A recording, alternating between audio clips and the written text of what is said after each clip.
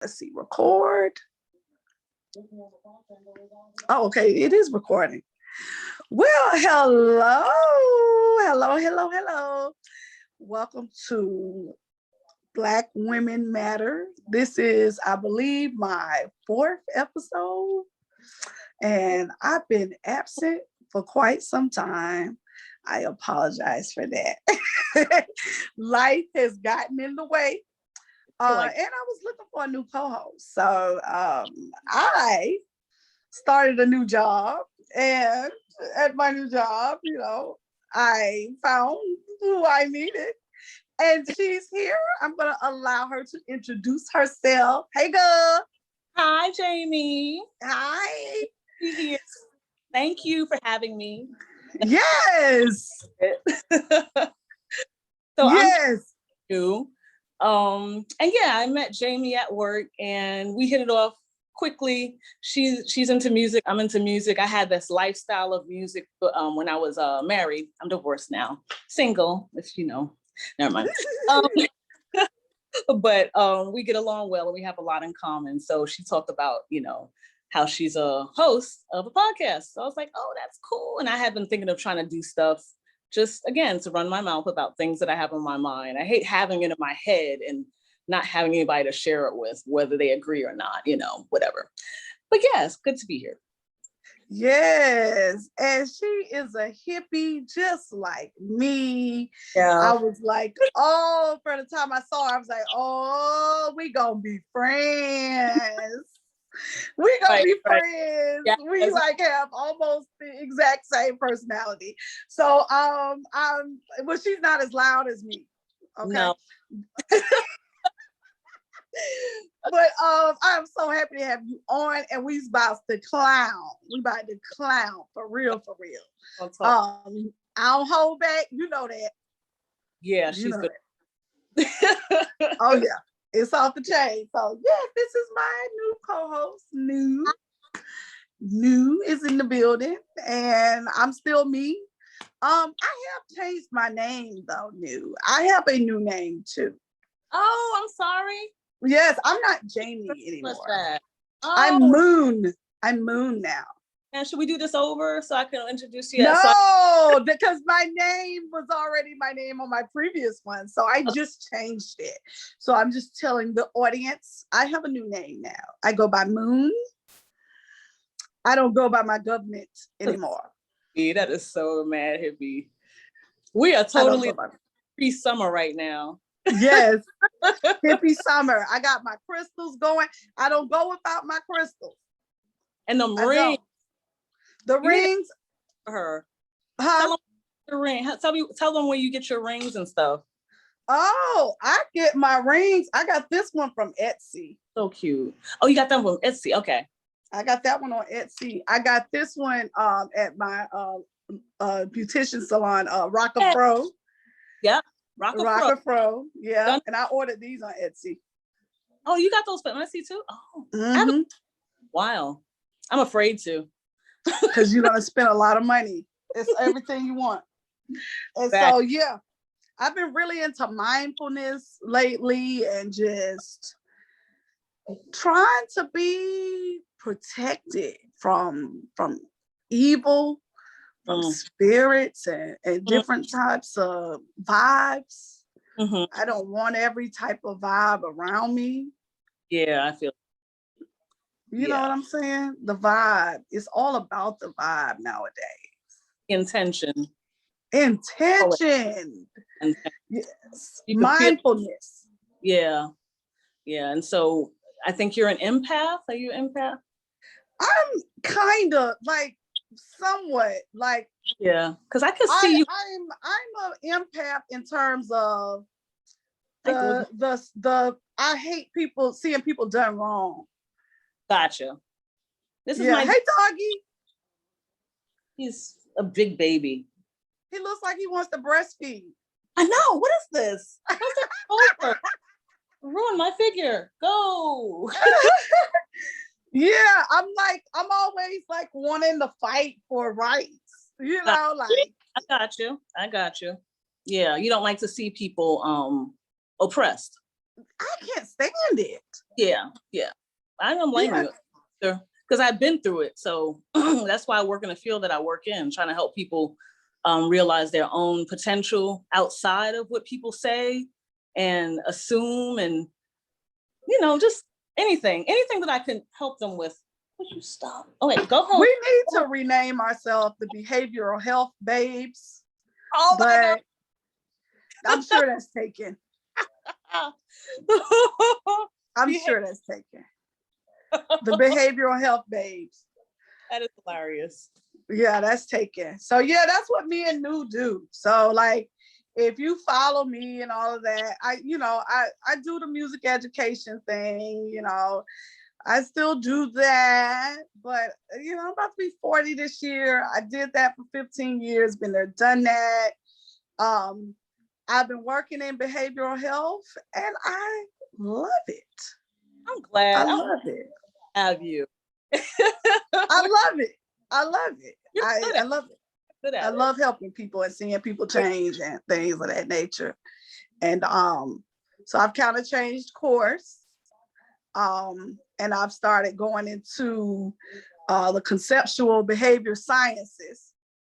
And Conceptual behavioral science. What is that? Conceptual behavior sciences. So like observing and changing human behaviors. Gotcha. I didn't know that was a separate. I thought that was just generally behavioral health. But you know what? It's not.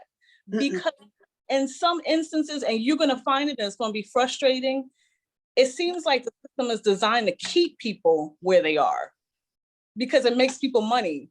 So there's not a lot of emphasis on changing. Yeah, I mean, they have people in therapy for years and years and years and years. They have people on medications for years. And I mean, don't get me wrong. I know that there's reasons, there's some people who just have a brain issue or they had trauma and it's something that's long-term. I understand that. But there's some people who can actually change. And I don't think there's enough therapists and enough mental health professionals to help them guide out of the system. Depending on their progress, because I'm not into rushing people out of the system, but it would be nice, to have more people who are into, hey, you can change. Right. So just finding, helping them pinpoint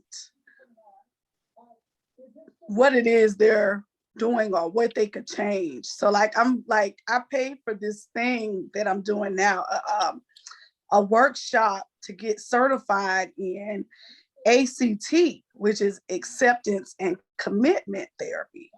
Nice. And that is all about being in the here and now, accepting what's happened to you. Yes. Yeah. I've had this crisis. Mm-hmm. This happened. Mm-hmm. I accept it. And now I have to practice psychological flexibility to be able to handle it. Right. It's almost like, what's the word that they use? Basically having grit. Yeah. They did a study on survivors of the Holocaust, and just in that direction, just to see how they were able to continue their life. And because a lot of them led really great lives, like, continue on, and a lot of them weren't on medication because they didn't have that back then, and they were able to manage. So they sort of, looked at people who went through different tragedies and was able to just continue on. And they found that, concepts like that are important to include into mental health. Yeah, definitely. And there's so many, there are so many branches, because like the main thing that you study is ABA, which is applied behavior analysis. And then all these things like ACT and CBT, which is cognitive behavior therapy, and all of these other different ones, they branch off from that. And they're all different ways of studying human behaviors. Right. A lot of times when people think of ABA, they always think about the kids with autism, which that is kind of like the initial piece. Right. But then there are these other pieces that you can get certified in that more so help adults. Gotcha. And that's more so what I want to do. Okay. Yeah, that's more so what I want to do. Because I'm a CPS. Right. Tell them Yeah. what that is, because they don't know. Certified peer specialist is someone who has had lived experience with mental health, or for some others, it will be addictions. Mine is an addiction. Not that that's bad. I'm just saying that's not my experience. Mhm.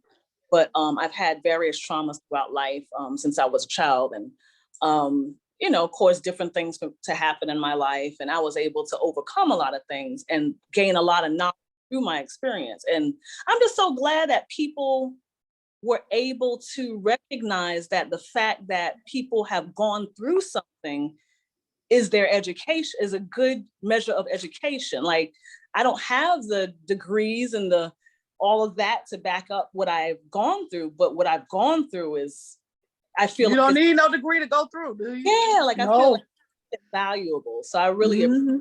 and I'm actually able to use it. And I believe that I'm helping people. So yeah, that's what a CPS does. It's certified in Georgia.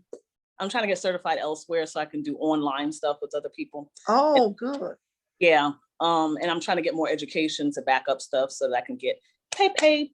Right. To have people really respect degrees a lot. So just to have some word behind what I know already, and more knowledge. I don't think I know it all. I just know my experience. So I need to know other experiences too, and different terms and things. I'm so bad. I just have been intimidated by school because I've not done well in school before, but it's a mountain climb. It's a mountain climb. Like my first year of college, I went to a Christian school because it was the only way I can get away from my parents. So I was like, okay, I'll go to Liberty University. I went there, I did nothing. I slept. Just didn't do anything. It was just difficult for me. My ADHD it was off the chain. I didn't know I had it. It was hard to focus. It was hard to, like, tests are a difficulty for me, memorization and things like that. So I have a little bit of a phobia with school. And also, I don't want to go through all that, but I had a teacher abuse me when I was younger too. And I think that's part of why, and I kind of have to work through that too. Because I think it really did affect me as far as my relationship in a learning environment. Just, the what do you call it? The anxiety that comes up. I hope I don't cause you anxiety. No, no. Why would you call me? No, I'm the teacher in the building. I'm like the only one that's like from that field. Totally opposite. You may even be healing for me. Oh, good. Yeah, but that's my story behind that. I do want to press forward. So yeah, and we have plenty of time to get into that. That and that's what I was gonna say with you saying that it's been, because I know, like, my friends and stuff, the ones who will hit me up, they're always like, well, how do you feel? Like, just, you were like the teacher, you are like you were killing it. Yes, and then now you're like in a whole different, and I will say that it has been challenging. Okay. It's been challenging. It hasn't been as challenging because as a band director, so much of what we do with our kids is counseling anyway. Right. So much of counseling. If you care enough. Yeah. Caring about them. We never get to just see them for that class period and say, get out my face.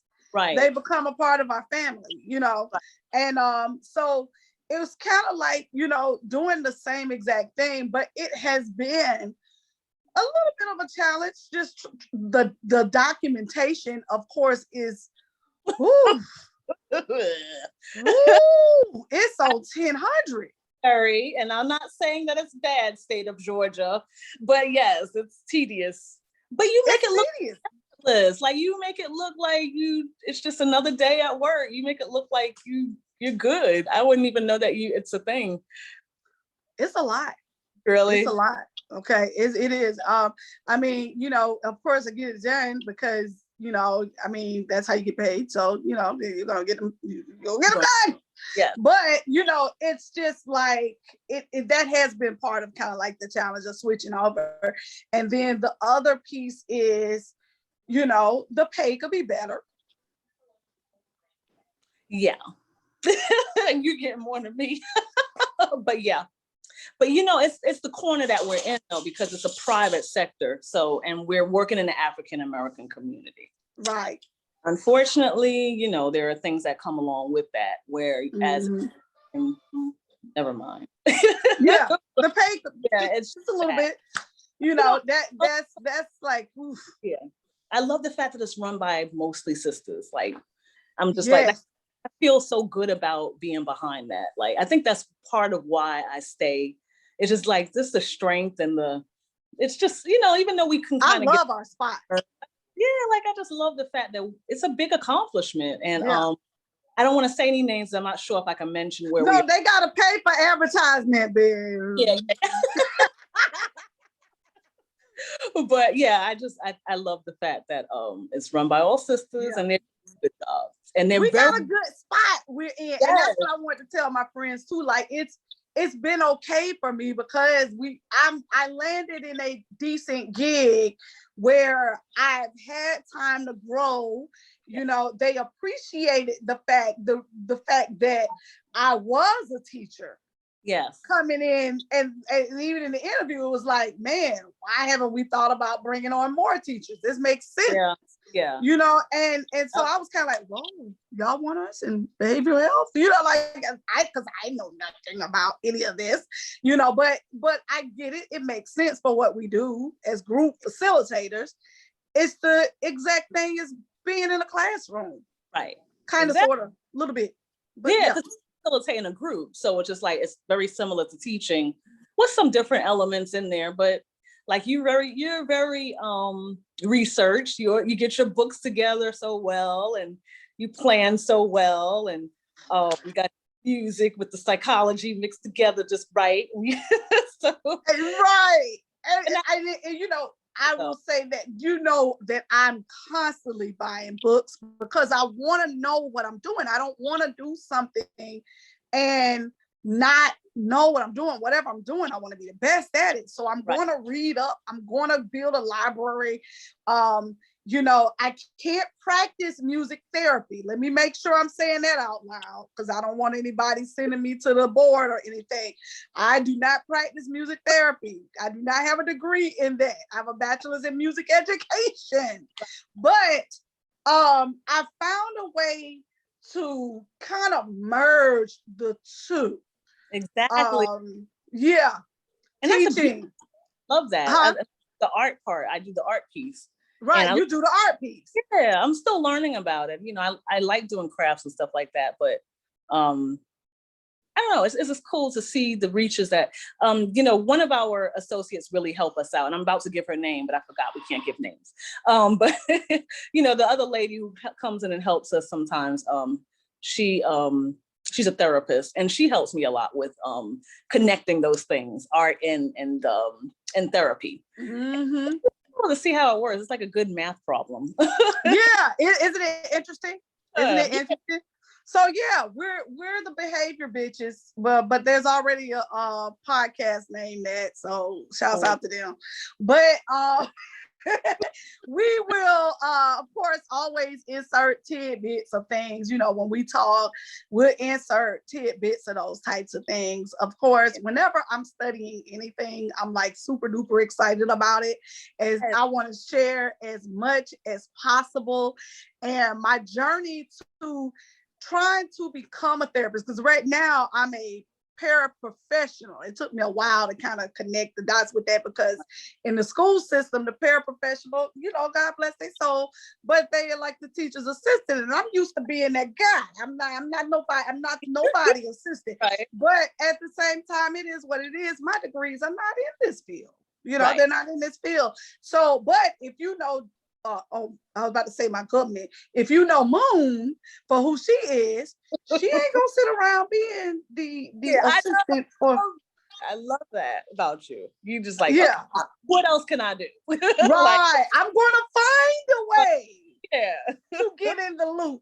Yes. And so the way that I found to use what I have, my MEd and my EDS, which are just terminally education degrees, unless they in psychology, is to come in through ABA and study human behaviors. And I find, and thank God I find it fascinating.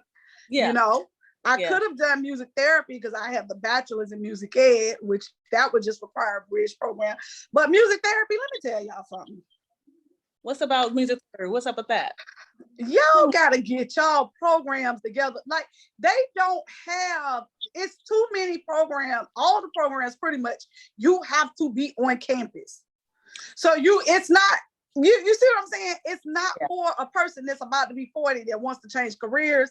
It's rather difficult to get that. That's true. In person. Yeah. To get that equivalency. It's not easy. And it's like only one online program. And you have to still go all the way to Kalamazoo or wherever they're located, like 3 times in the beginning of the semester. So it's difficult, y'all. They have the equivalency piece where you can bridge it. You don't have to get another master's, but they're all in person. Yeah, and if you have to love it to want to do all that, like it's just you can't do that when you got bills and shit. Love, it's not something that you really falling for. So it's not. It's not gonna allow you to. You can't do it. I love it, but I can't do it. I can't do it. You can't do it when you got bills and kids and shit. No, I mean, you can't. You got bills and kids. Life is kind of changing. Speaking of bills and kids and shit, let's talk about this Derrick Jaxn shit. Oh, how did that? Does that connect? Does that connection? We're gonna make it connect. Bills and kids and shit. Guy in this cage. Hold on, just a second. Okay. Go home, baby. Go home. This Derrick Jaxn. If you don't know who Derrick Jaxn is, Derrick Jaxn is this guy who is one of these relationship experts, self-imposed, don't have a license and nothing, just self. Yes, he just, he basically, as we've learned in the past week, he's talking about things that he's been doing and trying to warn women about it. There's a couple of guys, I don't know why this is a thing or why Black women are listening to them, but there's Ace, what's that dude name? Ace, I can't think his name right now, but he's one of those that it's all stemming from the Steve Harvey thing, the what your man won't do and that whole rigmarole and all of these guys that they speak, well, their niche is that they speak on behalf of the male. They tell females, right, what the male is thinking. Mm-hmm.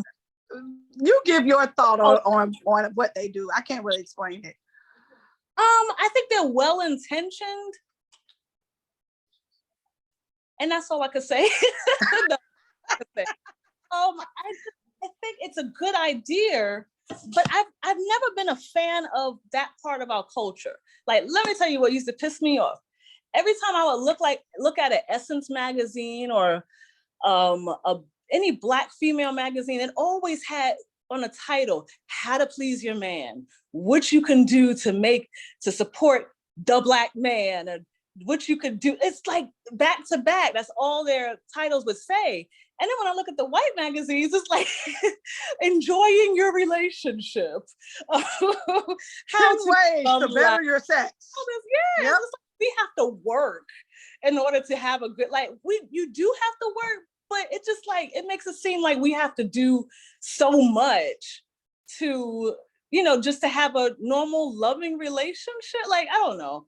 But I understand maybe they're brothers who just want to tell us as sisters, I kind of like Jackson's pieces about how, I think he's told a lot of things that were very true. I think he said a lot of things that made sense. Because he was doing it. Yeah, he was on it. I think he may have messed up, but it doesn't mean that what he said isn't true. He comes from a religious background. I come from a very religious background, and I know how they work. They're very good at telling people what to do because you're in church, and all you do is sit there and be told what to do. And so they have they're kind of trained to teach people stuff or tell people what to do, but there's not a lot of training on how to live their own life. Like I've seen it growing up, like people will get on the pulpit and say stuff to this, and then they'll go home and just act ugly. And so it's just, I think it's the culture of church that doesn't help, as far as why it seemed to, because if it were me and I knew I was cheating and I'm telling people all these things, I would have just said, hey, you know what, I haven't been faithful all my life, I haven't, I would have just kind of reconciled before. These are things I know from experience of what I did to my wife. Yeah, and maybe that's my background. But it pays to be honest ahead of time, just to say, this is what I learned through, me being a dog for a while, instead of waiting till later. But, again, that's the church background. They feel like they have to have this good reputation, or the world is looking at them a certain way. So they have to, have everything all together, instead of just saying, hey, I'm a mess, but this is still true. So I don't know, that's just my opinion on it. As far as the things he said, and Steve Harvey too, with his fourth married. So I'm just like, wow, I do believe, he may be saying stuff that's helpful and truthful, but I guess I'm just one to not really judge somebody based on what they do. But I know other people don't feel that way. So I guess that's the other piece. And unfortunately, because that's how our culture is, we're very much into, well, I'm not going to listen to what that person says because they did such and such, which makes no sense, because it doesn't help the other person it doesn't hurt the other person that you're not going to listen to them. It hurts you. If they're saying something that makes sense and is true, and you're just like, well, I'm not going to listen to that because you did such and such, or you look this way, or whatever. Like, I think it's part of our culture to just kind of say that to people who we don't like. Like, I'm not going to listen to that, but it doesn't help. It doesn't help you. So I don't know. That's just my opinion on that. From what I said, it took me forever to find one of his, because I wasn't following him before we spoke about it. But when I went on YouTube, I couldn't even find one of his, I guess, teaching videos, because everything on the list was people reacting to this and just adding to whatever was happening. Yeah, it was just crazy. You have to go under his, you have to like subscribe to him to see all his stuff. Yeah. I was like, okay, I understand where he's coming from. I don't think he's in a cult, like people are trying to say, like his church was a cult. Because have you ever been to an exorcism in church? I saw it on the movie The Exorcist, though. Oh, they tried to exorcise me because the pastor saw me at the skating rink doing like that. Oh, and then they let you out, girl. They tried to come up here and get this. What? Oh man! And I'm still standing there like this. Y'all finished, or is y'all done? Right. I try to be traumatized, and I saw that a lot because I grew up in a Pentecostal background. Me too. Yeah, man, I saw that. It's that joint traumatizing. I believe in it. It does happen, but I don't believe everybody is. But seems stuff. It's not cool. But anyway, back to the topic at hand. What do you think about everything? Then why I knew we would be perfect co-hosts, because you see things a lot more rationally than I do.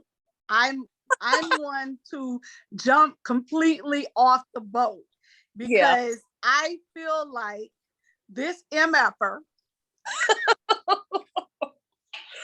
I'm trying to work on my cousin. This MFer is doing what they do. I feel like that's what men do. They and then I do believe a lot of this is rooted in the Black church, but that's a whole nother conversation for a whole, that's probably about 3, 4 episodes, to be honest with you, in the Black church. But I think that this is what men do. They are never satisfied. Okay. With anything. Look at his wife. I have a guy friend, which I'm not gonna mention him, but he loves to talk about how women get cheated on because they gain weight. They don't take care of themselves. They let themselves go. after a certain point in the marriage. But look at his wife. His wife, she's still skinty. She's still pretty.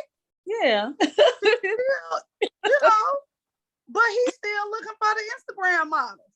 So it's like that's just what it is. It just, to me, it doesn't matter what you do. Okay. They are never happy, especially if you have them.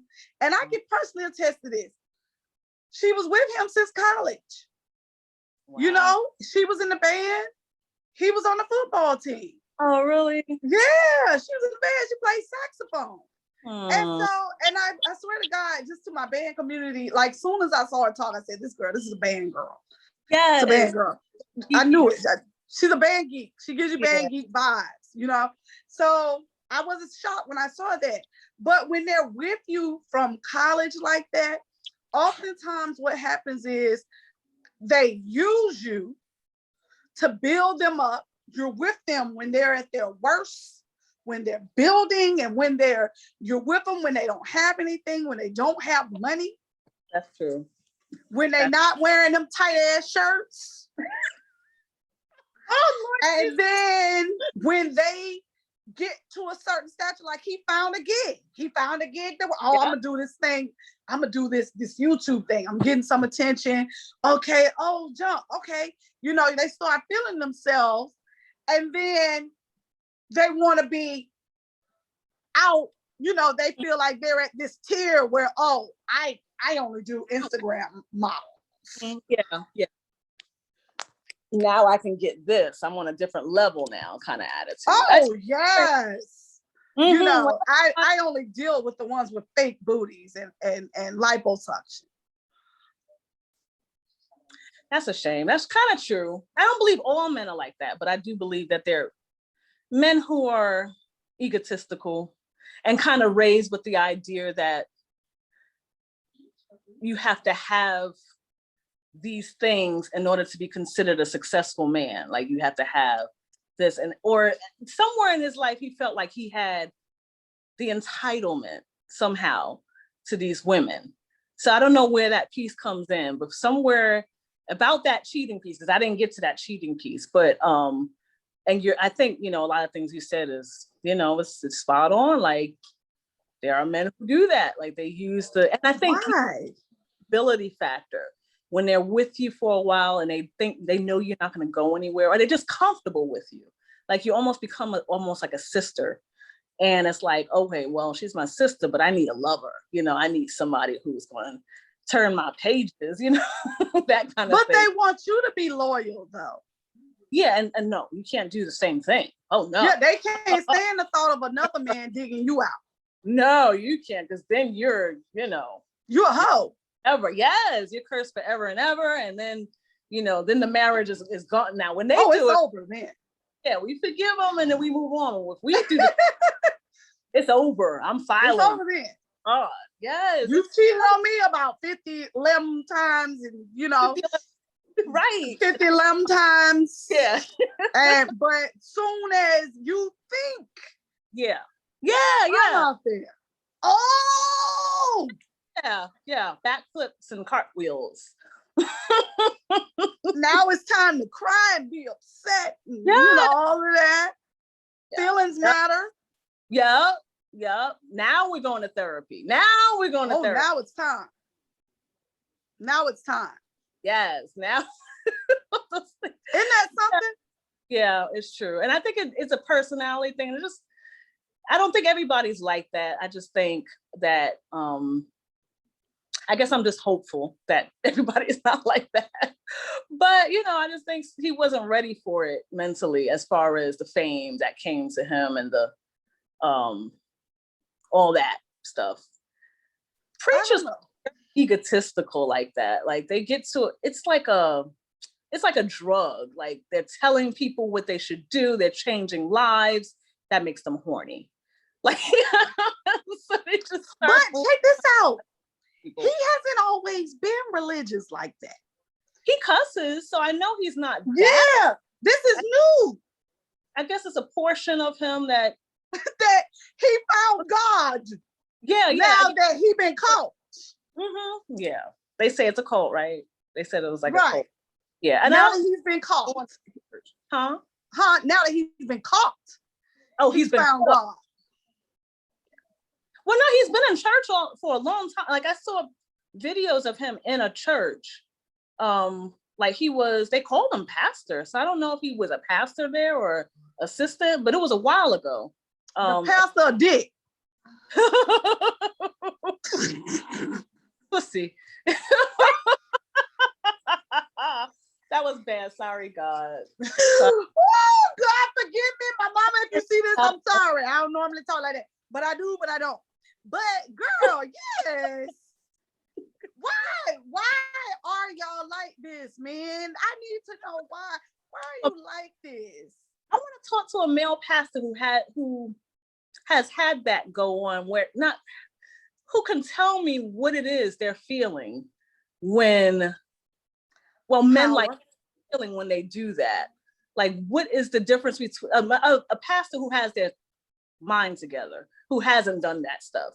Like, what's the temptation involved? Like, how do they not say, okay, I got, okay, then again, I'm referring to him as if he's a pastor and he's not a pastor. But that's why I saw him with helping out in the middle of a church proceeding. It was like another exorcism, and he was, I guess, assisting, and the pastor involved called him Pastor Jackson.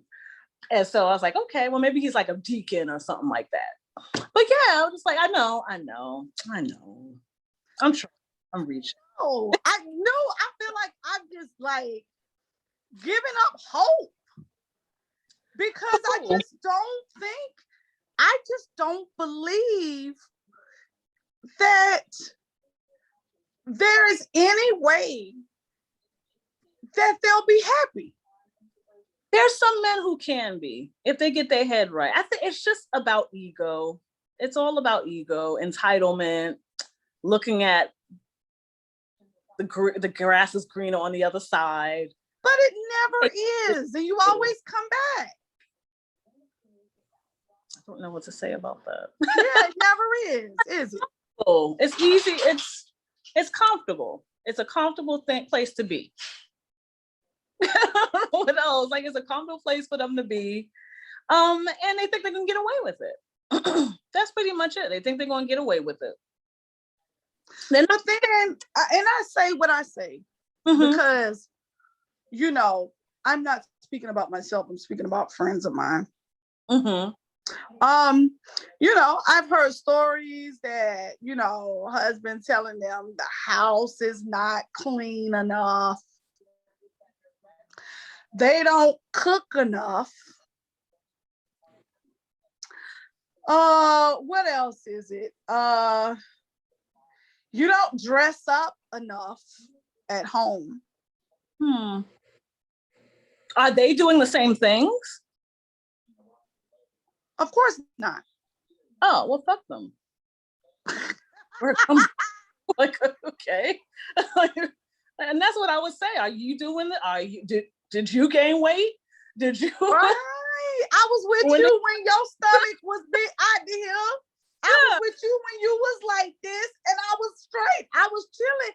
But the same thing. But when I don't had your babies, when I had your babies, yes.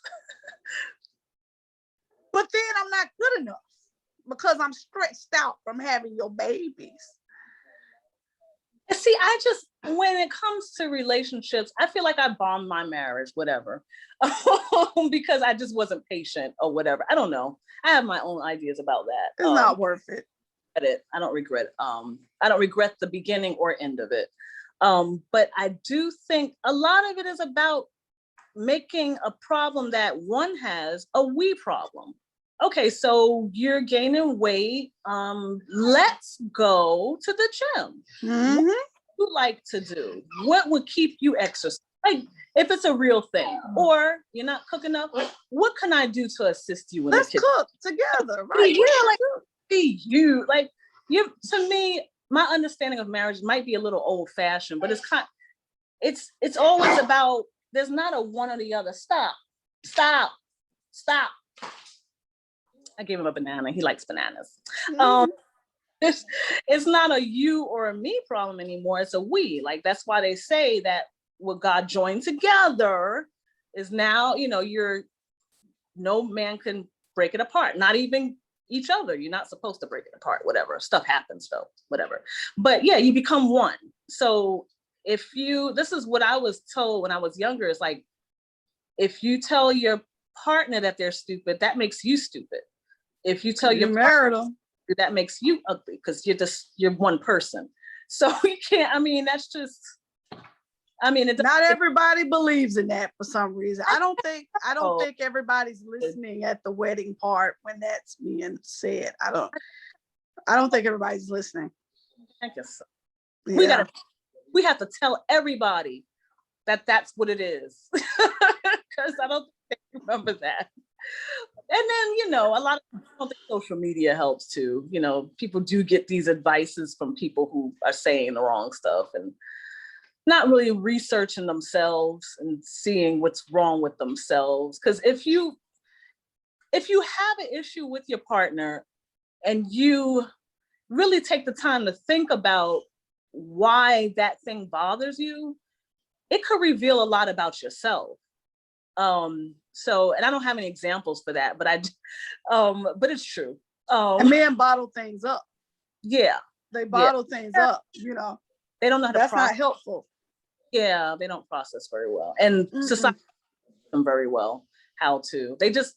Society teaches them to expect certain things just to be. Like, nobody really tells men before they get married, hey, when the sexual thing is not going to be hot the whole time. There's going to be hot at first, but there's going to be a decline. People always advertise marriage to, especially young Black men in the church. Oh, all the sex you want for the rest of your life. That's how it's going to be. Don't you want good sex the whole time you're married?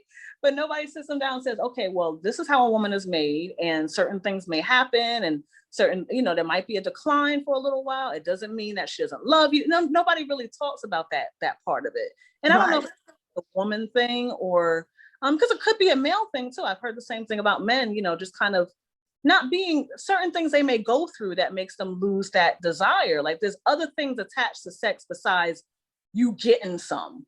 Like, it's not something that I'm obligated to give you. It's something that we're sharing in. So if there's a problem with it, again, it's a we problem. We got to work it out. We got to figure that out.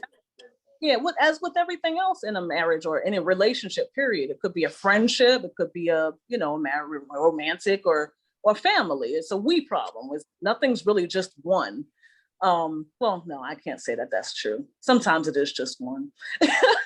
But, that's always when I think about marriages and relationships like that. I think if even if communication is just number one. Yeah. And that's so simple. That's just like the most simple thing. Yeah. That gentlemen are just not good with that. Communication, that's all you have to do is communicate. Yeah. Just say, if the sex has declined for a little while, for whatever reason, just communicate that and just say, well, this is what's going on. Why hide things? Yeah. You know what I'm saying? Like, hiding things, that doesn't help. Yeah. That doesn't help the situation. There was a guy who came by here and delivered Postmates to me. And he was hot. This gentleman, he was he was kind of cute, but I didn't really pay him no mind. I just got the food, came back in the house. And so then they say I hear the doorbell ring again, and he's like, "Oh my God, you are so beautiful. I have got to get a hug from you or whatever." What? I don't know what I was going through that day, because usually I would have just slammed the door in this dude's face and been like, the hell wrong with him? But I gave him a hug. Okay. Speaking of a hug, what's a hug? Yeah. And so he's like, oh my God, you are just my type. You're tiny and thick and whoop, wop, wop, wop, wop. Too And much. so I'm just kind of like, well, thank you. And so the guy, he did get the number. Mhm. Because I'm kind of quasi single right now. Okay. But he was married, and so and I was kind of like asking him when we talked on the phone. I'm like, we only talked maybe like twice on the phone. And I Okay. was more so my side of the conversation was, hey, have you told your wife any of these things? Right. What about that? Have you? And then he's like, I just got married like last month. And I'm like, The fuck? what's wrong with you? Like, this is me. This is the type of, I'm not the married man messer with her type Right. of person.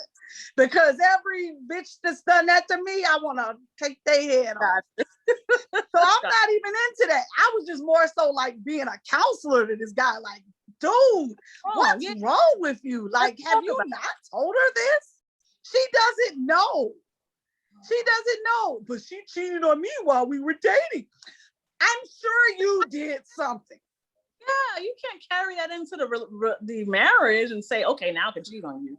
What the fuck? Sure, you've done something. I mean, I'm sorry. You're a male. I don't trust you as far as I can throw you. So, and then knowing the fact that you're over here just about to freaking nut from a hug over here, and you're married, and you're married. Man. A month. So, it was crazy. And so like the second time he called, and I was like, hey dude, have you talked to your wife about how you feeling or whatever? You know what I'm saying? And nah, but I'm not gonna do this because I'm feeling guilty, and as well as you should. Good, right. That's bad. That's naughty behavior. Yes. Behavior. But that's what they do. They get so caught up. That's how they cheat. That's how that happens. They get so caught up in the moment, and they get so, they don't even use their brains. They don't communicate with whoever so the wife can sit, because I've heard it from both sides. I know people who mess with married men all the time. And then they'll sit there and their rationale is, well, he told me his wife does this and does that. And I'm like, that doesn't I guarantee you he ain't told her that. Right. He ain't said none of that to her. Yeah. He coming home acting like everything gravy. Great. Yeah. He ain't had that conversation. Like, I'd rather you just say, okay, I just want extra sex. That's all.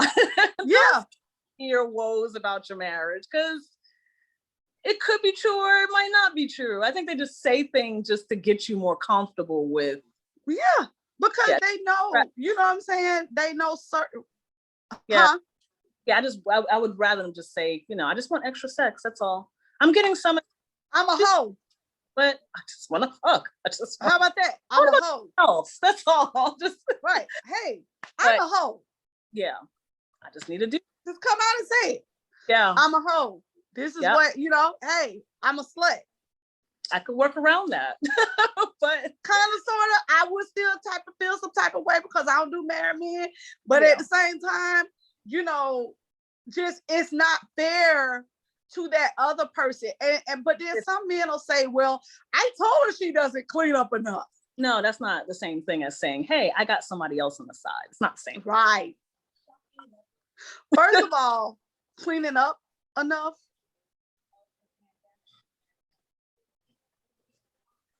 Those are all things used to shame you into believing it's okay for them to treat you wrong. It's like gaslighting. All the bad things about you, and they've been with you for years, so they can tell you everything that's wrong with you just to justify their bad treatment. But that doesn't justify bad treatment. There's a way to go. Do. Respect. You can be respectful with your criticism, I guess you can call criticism or whatever, but you don't, that's just calling out all the things that Right. wrong just to justify the abuse. That's not to make you insecure or make you believe that you deserve. It's emotional abuse and it's gaslighting. It is. Yeah, it is. Definitely. Because was there an agreement in the beginning of the marriage that you would be, or relationship, whatever it is, that you would be the cleaner? No, it was just assumed because you're a girl. It's just assumed. Did he know that the type of person you were, that, because I know I was a mess since I was 7. And me too. My ex-husband knew I didn't keep my room very nice. I mean, I was good with main spaces. My kitchen's always good. My bathroom's always good. I'm very OCD about those things. But my clothes everywhere, So that's never really been a complaint. We're artists. Exactly. We're artists. So we do things differently. And, yeah. I don't want to share like a lot about my personal situation, but I will just say that is something that has been told to me over the years. You don't clean up enough. So that's why I won't have sex with you, and that's just, you knew what type of person I was. You know what I'm saying? You knew that. Right. You knew that. Yeah. You knew that I was an artist. You know that I'm I have an artist heart, an artist personality. I'm not a type A type of person. You also know that I'm not like disgusting. I'm not going to like have food and stuff all over the place. But you knew that I was a borderline hoarder. You knew that I like, things like this, and I like having crap all over the place. For some reason, it just makes me feel more comfortable. I know where everything is, and I'm not one of those people that I'm not going to sit around dusting and cleaning baseboards. And now I'll pay someone to do that. Right. So you have a knowledge of it. It's not like it's a little different when you just don't know something's messy. Mm-hmm. I know. I walk in. Know it is. It's different, but not. I'm rating it. But anyway, but okay. It's a little bit much. You know what I'm saying? Yeah. So we get around. But I'm not going to. You know what I'm saying? It's just I've never been like this super organized person. I'm always busy doing 100 million other things. Right. But it's like you choose to, out of a million great things about me. It's hilarious how you pick 3 and you say, I'm not going to have sex with you because of it. Yeah, that's true. That's true. Like that for me, I would feel like there's a lack of appreciation for who I am. Like I'm doing this, I'm educated, I've switched fields and I'm killing it. I love my kids, like all the other good things. Like you're the bomb. Like to me, you're the bomb. I would think, there would be more appreciation for those things instead of exploding the little things. But maybe y'all can, sort of come to an understanding about stuff. Okay. Anyway, moving on. I'm just here. I'm just here. And then as women, any counseling going on or? No. So, but you know what we do as women, what happens to us? We always feel like we're not good enough. Yeah. Yeah. It's not hard to make us feel like that about anything, Yeah. We never feel like we're good enough. And so what does that do? That eats at your self-esteem, your sense of self-worth. You always think that, okay, well, this other person or these other people that he looks at, they're prettier than me. They're better than me. That's what he likes. I'm never going to be that. Yeah. I'm never going to be this light skin or or Hispanic woman that he's telling all his friends are so fine and this and that, you know, I'm never gonna be any of that. Yeah. But you know, just kind of like, why the fuck did you marry me in the first place? Like, why did you even? Why didn't you just get with Senorita before? Yeah, like if that was a thing for you, like why didn't you find that person and date them and waste 20 years of their life, you know? I think it's more of an against. Sometimes I think the concept of cheating is more of an action against the other partner more than an action for that person. Like sometimes it's not just you want to just get some. I think it's just you want to get at the person that you're cheating on. So that's an option too. Just you know, tit for tat, and being childish. Yeah, and just unprocessed emotions, thoughts, improperly processed thoughts.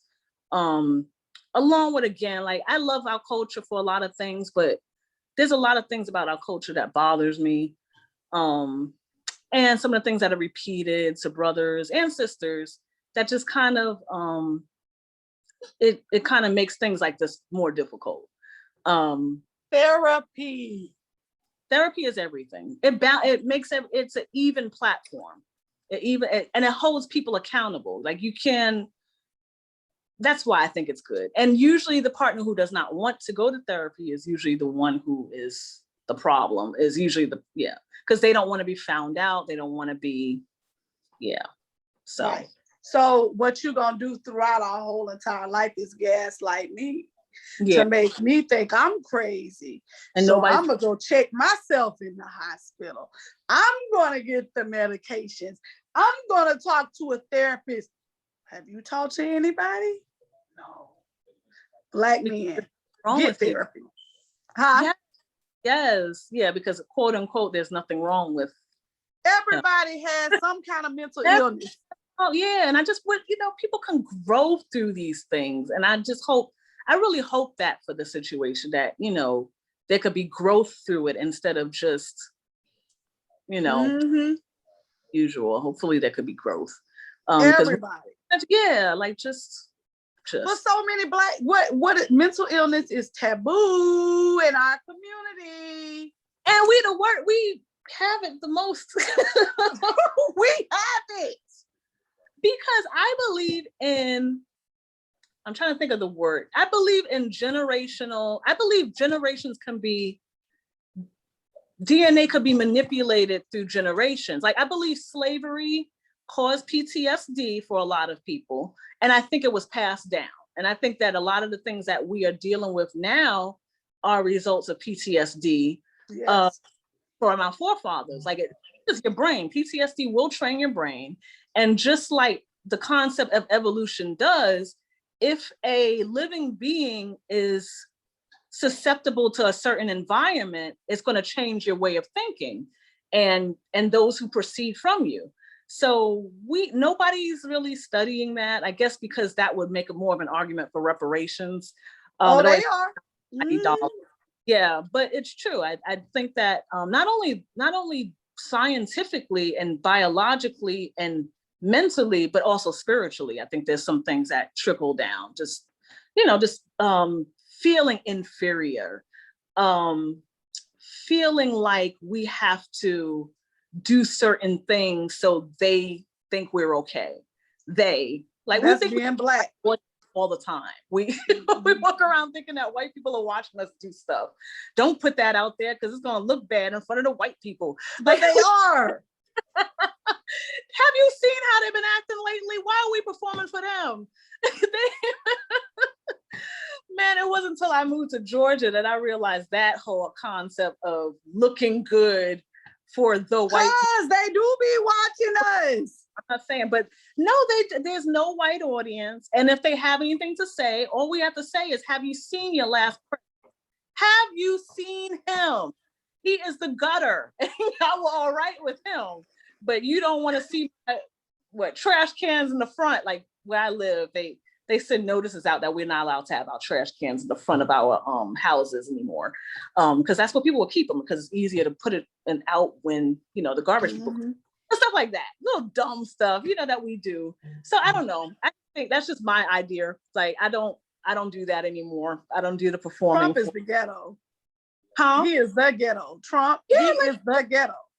Yeah, and then the rest is like they just showed their ass. Like, and it's okay. Like I'm not saying that they're inferior to us because of that. I'm just saying we we got the same issues. You got the trailer park, we got the hood. Like, we have the same issues. I don't want to make it seem like everything that we have going on with us is ghetto. Like anything that seems black, ghetto. Like no, because Trump is the ghetto. Like the ghetto.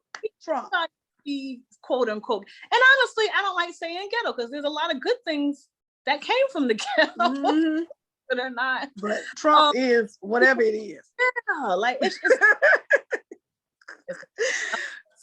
so which leads us to what was the next topic you had? Oh, yeah, we have other topics. Georgia being an embarrassment. Georgia is an embarrassment to the world. We set the precedent for ignorance, unfortunately. And it's weird because there's so many progressive people here in Georgia, but they can't get past these, what would you say? Jim Crow laws? Jim Crow spirit. Jim Crow spirit.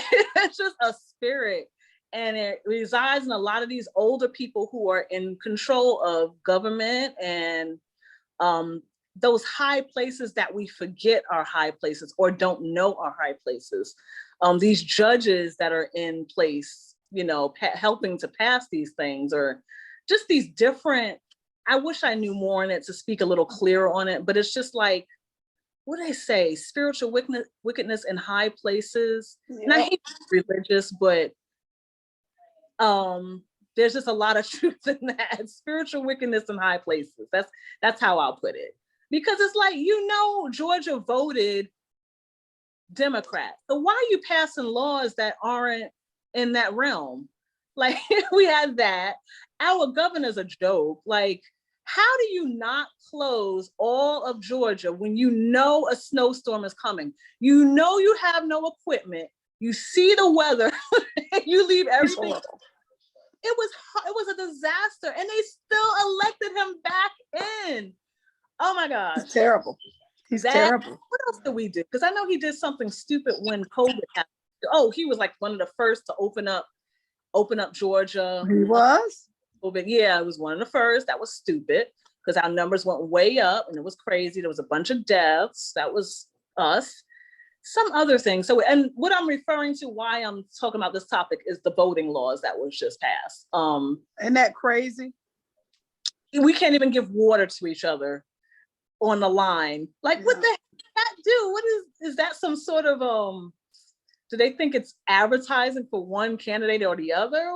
What is Did you see that picture of, I think it was like 7 or 8 white men all surrounded around him while he was signing the bill? Yeah. It's so representative of what's going on in Georgia. Of everything in Georgia. Yeah, yes. It is. Of everything in Georgia. The foundation just has to be, like, it needs to. I'm so glad we got rid of those 2 senators. What are they, senators? Mm-hmm. I think, yeah. Odd, like, but we still have another idiot, Marjorie, or what? Oh yeah, her. She's like somewhere where they're all racist. I mean, anyway, yeah. So bad. Georgia sucks right now. And then our healthcare, like, we're the worst in healthcare. Mm-hmm. One of the worst in education, and I can see why, because I have children in school and they are hard. The school's just there. Yeah. Like, trying to purposely collapse the public school system so that they can introduce this charter school bill that's going to make babysitting service. Yeah, it's a babysitting service, and I didn't go to school to babysit. Yeah, exactly.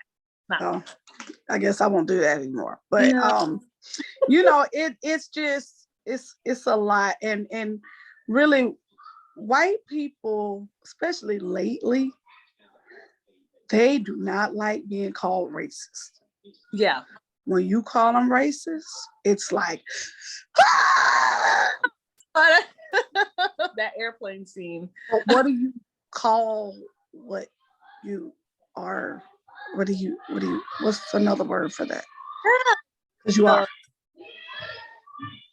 It's just bad. It's just really bad. They're Yeah. trying to term racism to what they are comfortable with. And did you know that Trump passed legislation that prevents like a lot of stuff? I have to find it, but he passed a executive order. Sorry.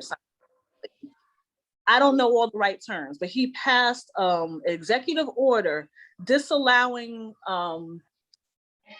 educational institutions to teach a certain, I think it's 18.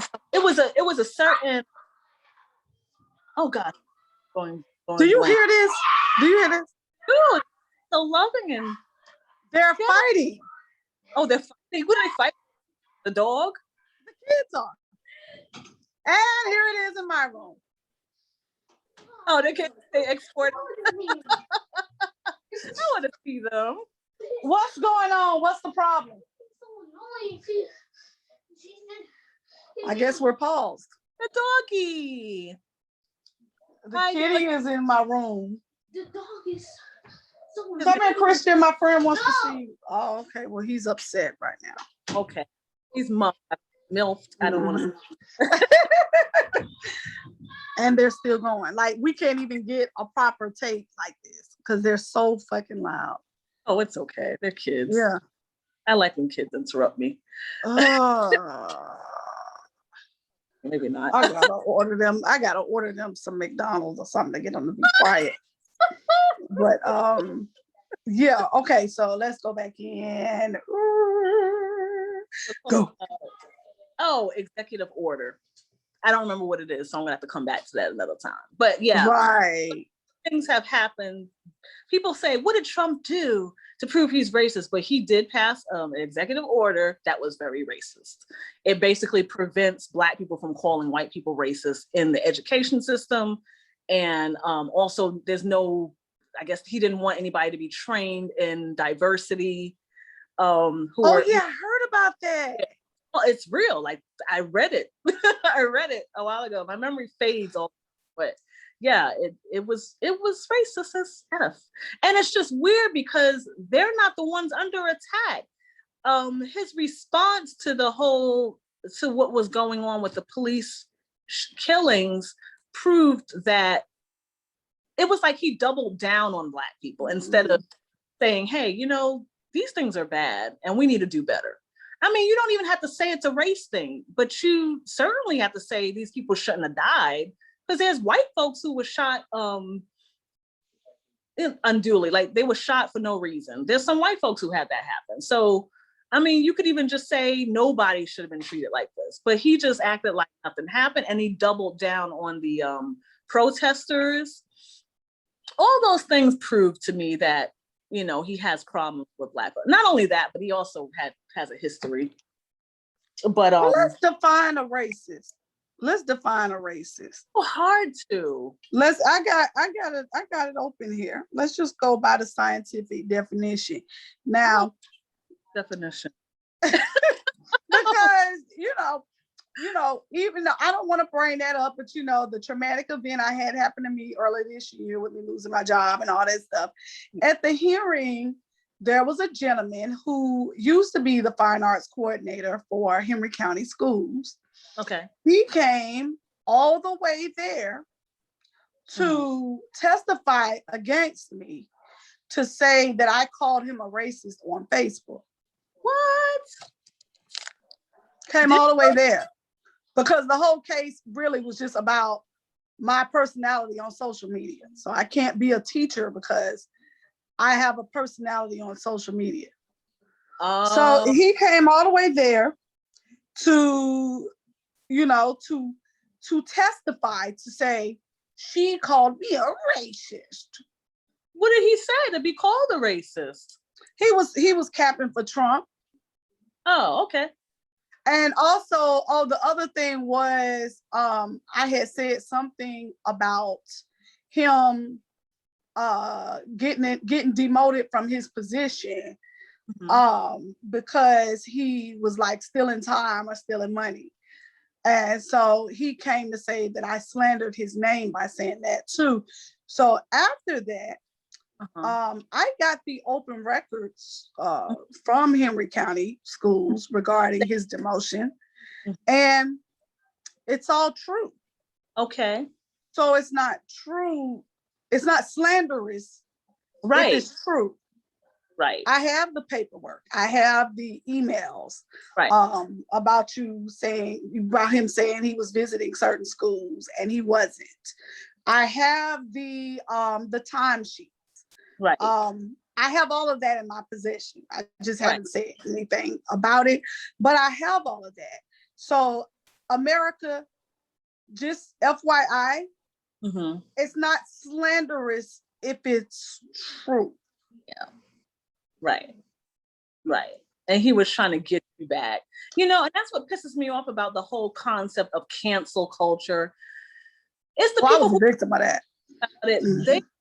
That's the side who started the whole cancel culture. Yeah. Like anytime somebody would do something supporting gay rights or supporting Black Lives Matter, they would come out and, because I remember like on stupid social media, there would always be somebody commenting, well, we're not going to support this and we're not going to do this and maybe we shouldn't buy anything from this group anymore. Like they was always doing the same thing. Now they're just mad because it's working against them. But they're the ones who, they trained the world to do that. They're the ones with the money. First of all, they have so much money between them, and I wish they didn't. But way of trying to cancel you. I was a victim of that. Yeah, I lost my whole job over that. But it is what it is. But a racist is, according to Oxford, prejudice. Okay, in terms of adjective, the adjective definition is prejudice against or antagonistic toward a person or people on the basis of their membership in a particular racial or ethnic group, typically one that is a minority or marginalized. And then the noun form is a person who is prejudiced against or antagonistic toward people on the basis of their membership in a particular racial or ethnic group, typically one that is a minority or marginalized. Okay, so I don't see anything about when someone says something racist and someone says, hey, you're racist, a lot of times people say, well, no, he's not racist because he doesn't have the power to do anything to you. And I don't know where that element came in that definition. Like, you could be racist and not be in a place of authority to do something to somebody. I don't know who started that idea that you have to be able power to do something. Right. My friends, Trump is racist. Yeah. According to this definition. And if you support his ideals, that makes you racist too. Yeah. I know a lot of good people who tend to go that way because I live in McDonough. Of course, me too. So, there's the teachers, there's school teachers who I think are Trump voters. And they're good, like I hate to sound very fine people. Very good white people. But, I'm saying this because I don't want people who I have befriended to think that I'm just outright calling them racist, because I haven't had negative experience with them. I've only had good experiences with them. And then later on found out, that they were Trump voters. So I would leave it up to the level of ignorance that person has. Because I do believe that there's some people who truly believe that certain things. And again, me going back to my church days, there was stuff I believed because my church promoted it, or my religion promoted it. I used to think that that AIDS was a punishment for gay people. They didn't used to say that at church. Mm-hmm. Yeah, but I was taught, and that they deserved to die and all this. I didn't believe it, but that's what I was taught and kind of moved toward that. And this is when I was, don't hold me to it, people who would try to do that. Okay, because them LGBTQ, they do research. They don't play now. But yeah, so I hold that. That's kind of how I look at it. Because I was once lost and then I got found because I was able to think about it. And go into the idea. I was talking to my sometimes boyfriend about the concept of not leaving behind these people who were supporting Trump. And when was it January 6th happened, they realized that, they were kind of duped about some things and how they can change if we don't like scorn them or like I'm in between on that one. Like I'm not really into the idea of like they were just like, okay, we got to be forgiving and just, ignore, just forget about everything they've ever done in the world. Like, I don't know if that's the response that's going to happen, but I do believe in being in place so that if they need understanding about certain things, and there's people who would argue against that because they think that we shouldn't have to. And I agree on that too. Like I have my ways of believing certain things. I can believe two things at a time, but Right. It's good to be in a place of peace with people so that you can help them change. Because right. I had an experience when I was in a cult. That's a whole nother thing. But that's a whole nother thing. I love cult stories. Yeah.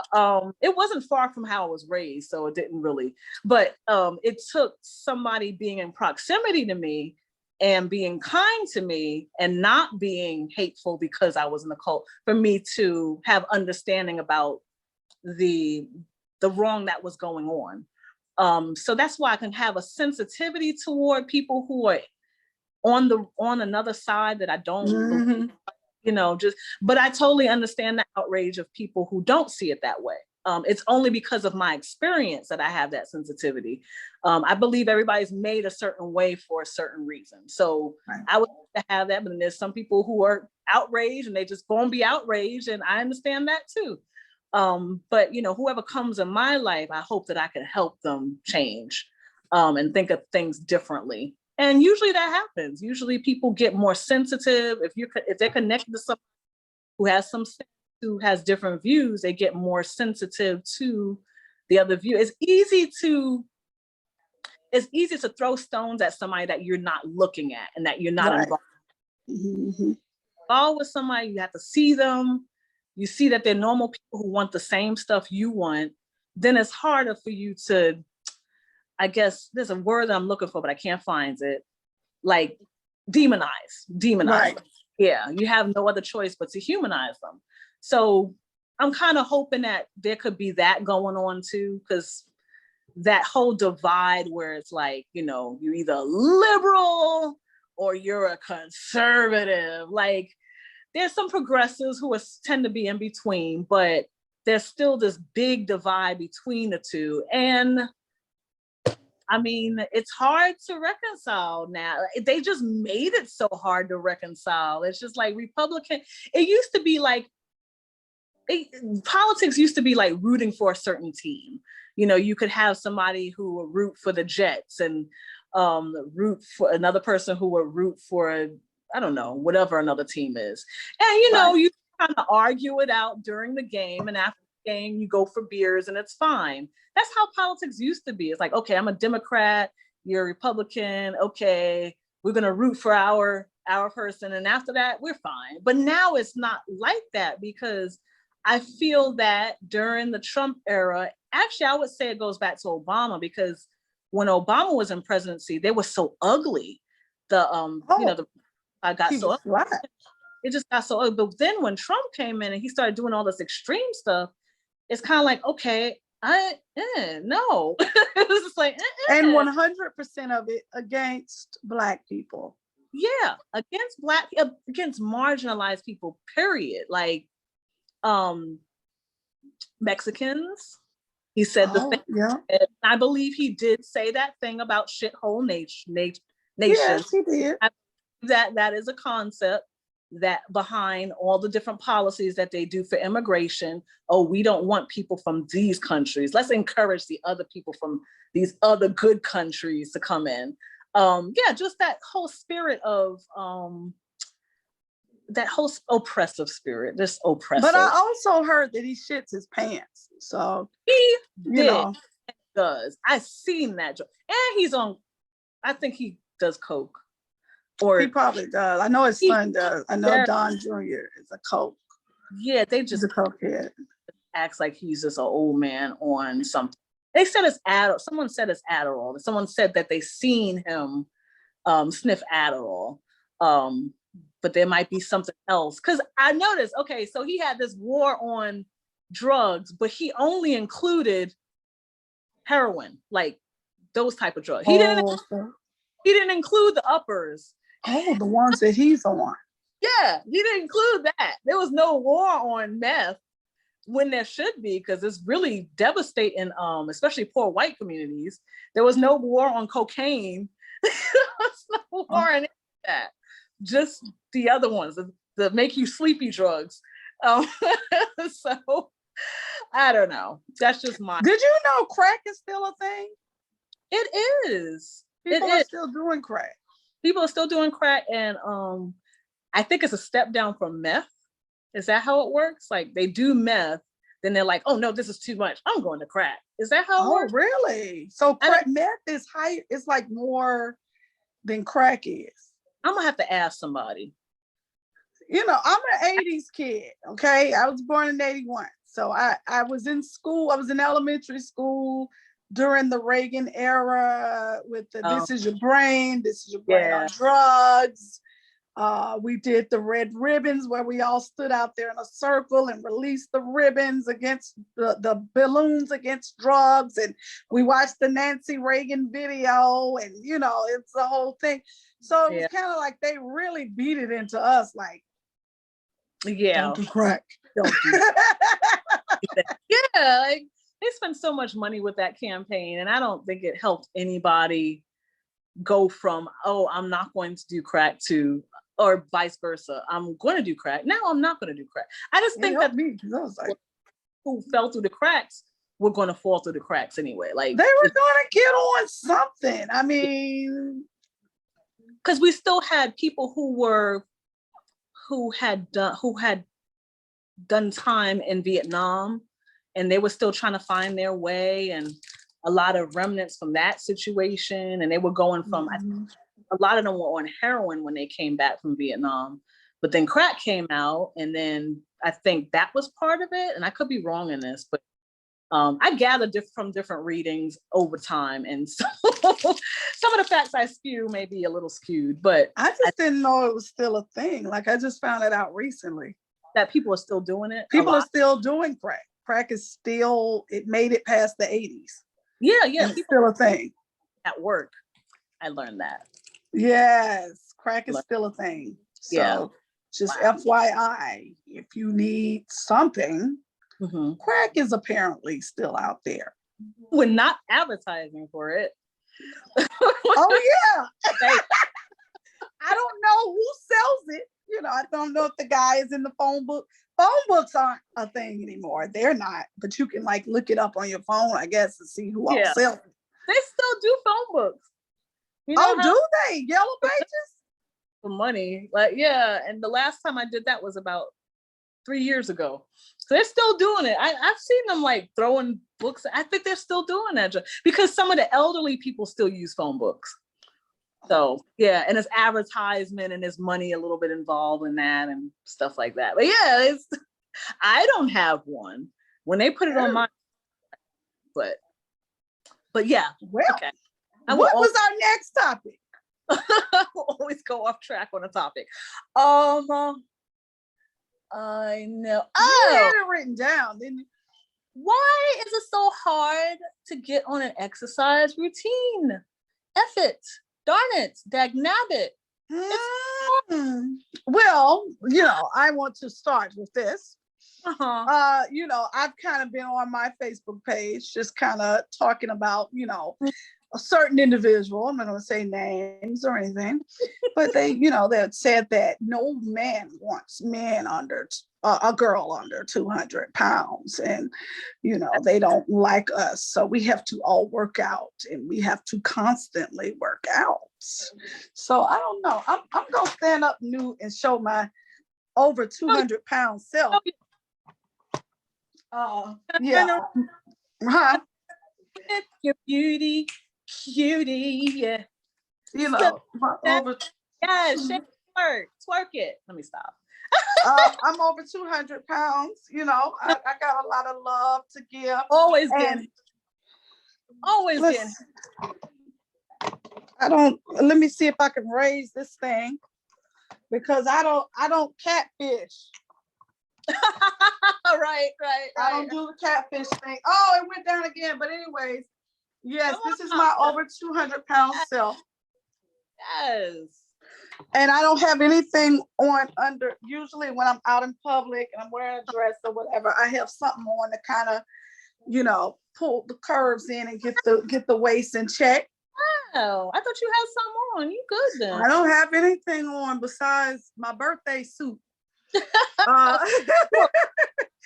lazy Sunday. What's that on? Yeah, I know we had talked about it briefly, but yeah, like I want to be healthy, period, and I want to live long. So my thing is, and this is a certain way I'm used to being. Like I don't like the fact that when I go up the steps, I'm huffing and puffing.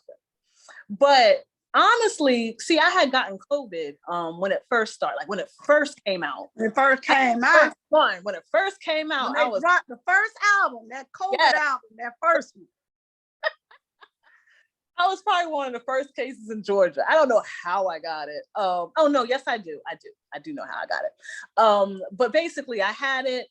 And then like I was exercising before that, but like after that, and I had to exercise to get rid of it. Like someone told me, if you get COVID, do not sit still. Do not sit around. Do not lay around. Yeah, that's what they were saying. Yeah.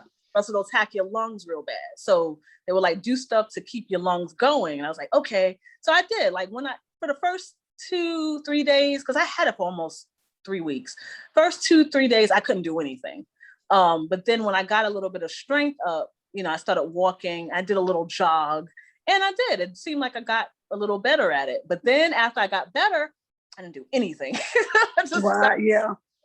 And we were sheltering in place, of course, and things were closed. And money was a problem too. So I wasn't like, I used to go to a park to, sort of walk around or hike or whatever. I was a big hiker. But you gotta use gas to get to that mall. Gas, and that was like, that time, I don't know about anybody else, but that was stressful for me because I had lost my job. I was waiting for unemployment, and that took like 2 months and 2 months plus. And I was just like, Lord, struggle was real. Yeah, the struggle. So I think that was part of it. I was depressed for a while.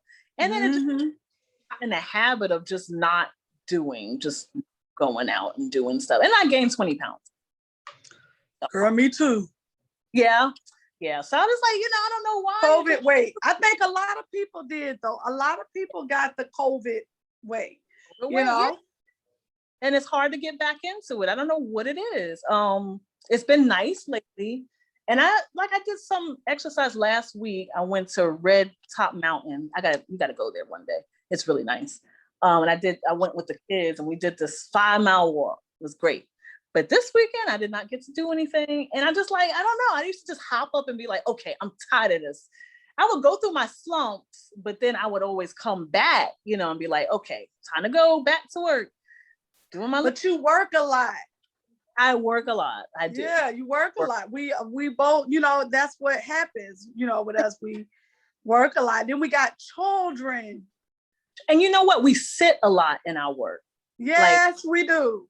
I used to work in for a short time with Amazon.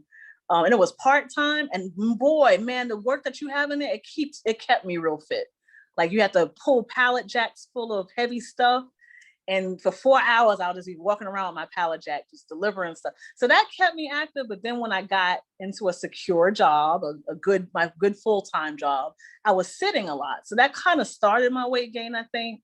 And then, like you said, with, the balancing of work. That's always been my problem. It's always been that. And I think too, I always say this, but it is the truth. It's Mhm. like when you have multiple kids, you Mhm. know, like that first kid, you snap back. Yeah. The second kid, I got a personal Yeah. trainer, and then I kind of Yeah. snapped a little bit back. Okay. The third one, it was over. Oh, really? He stretched me out to the point Uh, I couldn't even find a shirt that I could wear that didn't show my stomach underneath. Oh. Okay, that boy stretched me on out, baby. And so that skin Yeah. is there. You know, Yeah, you can do right. whatever. I've lost a lot of weight before, Yeah. and that skin was still there. And then they're all C-sections. Oh, So wow. you got that flabby, hangy thing. You know, you got that. Yeah. But Yeah. see, things that men don't think about. You Yeah, know? I ain't thinking about men. I'm just thinking about us and our self-care. Because, Yeah, that's true. but I am like, when I'm looking for a dude, I do want a dude that's fairly fit. So I'm a little hypocritical in that. So but you're into that. I don't care. Like yeah, I like a teddy bear. and teddy bears are cute too. Like I think they're cute. I just don't know if I want to bang them. Like But you're little. You're skinny. I'm medium. You're skinny. I run- I always had, like, I've been small throughout my life. But I have always had a little bit of voluptuous. I always yeah. had a booty. I always had a little, that, but it was just skinny with it. But then, then I started having kids, and then I got all the little pop. But I've always had a set of thighs on me. Okay. I always had a set of thighs on me, and that was like the first thing that came, and all of that stuff. But I like a teddy bear. You know what I'm saying? I do. I like it because they're so cuddly. They are. They really are. I think they're cute. Oh, I don't know. And then if they have a cute face, beards, that joint be dope. Yeah, they have the beard. Slobber City, okay? I like that because I'm a small girl. I'm only 5 feet, so I like to. Text me, Big Daddy. Yes, I like to just Yeah. So I mean, that everybody's got different strokes for them. Yeah. To me, a skinny guy is too skinny. I can't do skinny. I don't mind a dad bod. I don't mind that. Like, okay. I don't know. I have a range, but then it goes up to a certain point. I'm like, I don't know if I could. I don't know. But yeah, nasty, and I think of things nasty. So I think of what's ergonomically feasible in certain positions and things like that. And if it's too much trouble to figure out, I'm just like, okay, that might not work. Because I only have, but never mind. I don't want to go into that. That teddy bear, though. That teddy bear. Woo! Lord have mercy. You could tell I haven't had sex in a long time. Like, it's been a long time. Yeah. Yeah. It's been oof. Yeah. It's just such a span of men nowadays.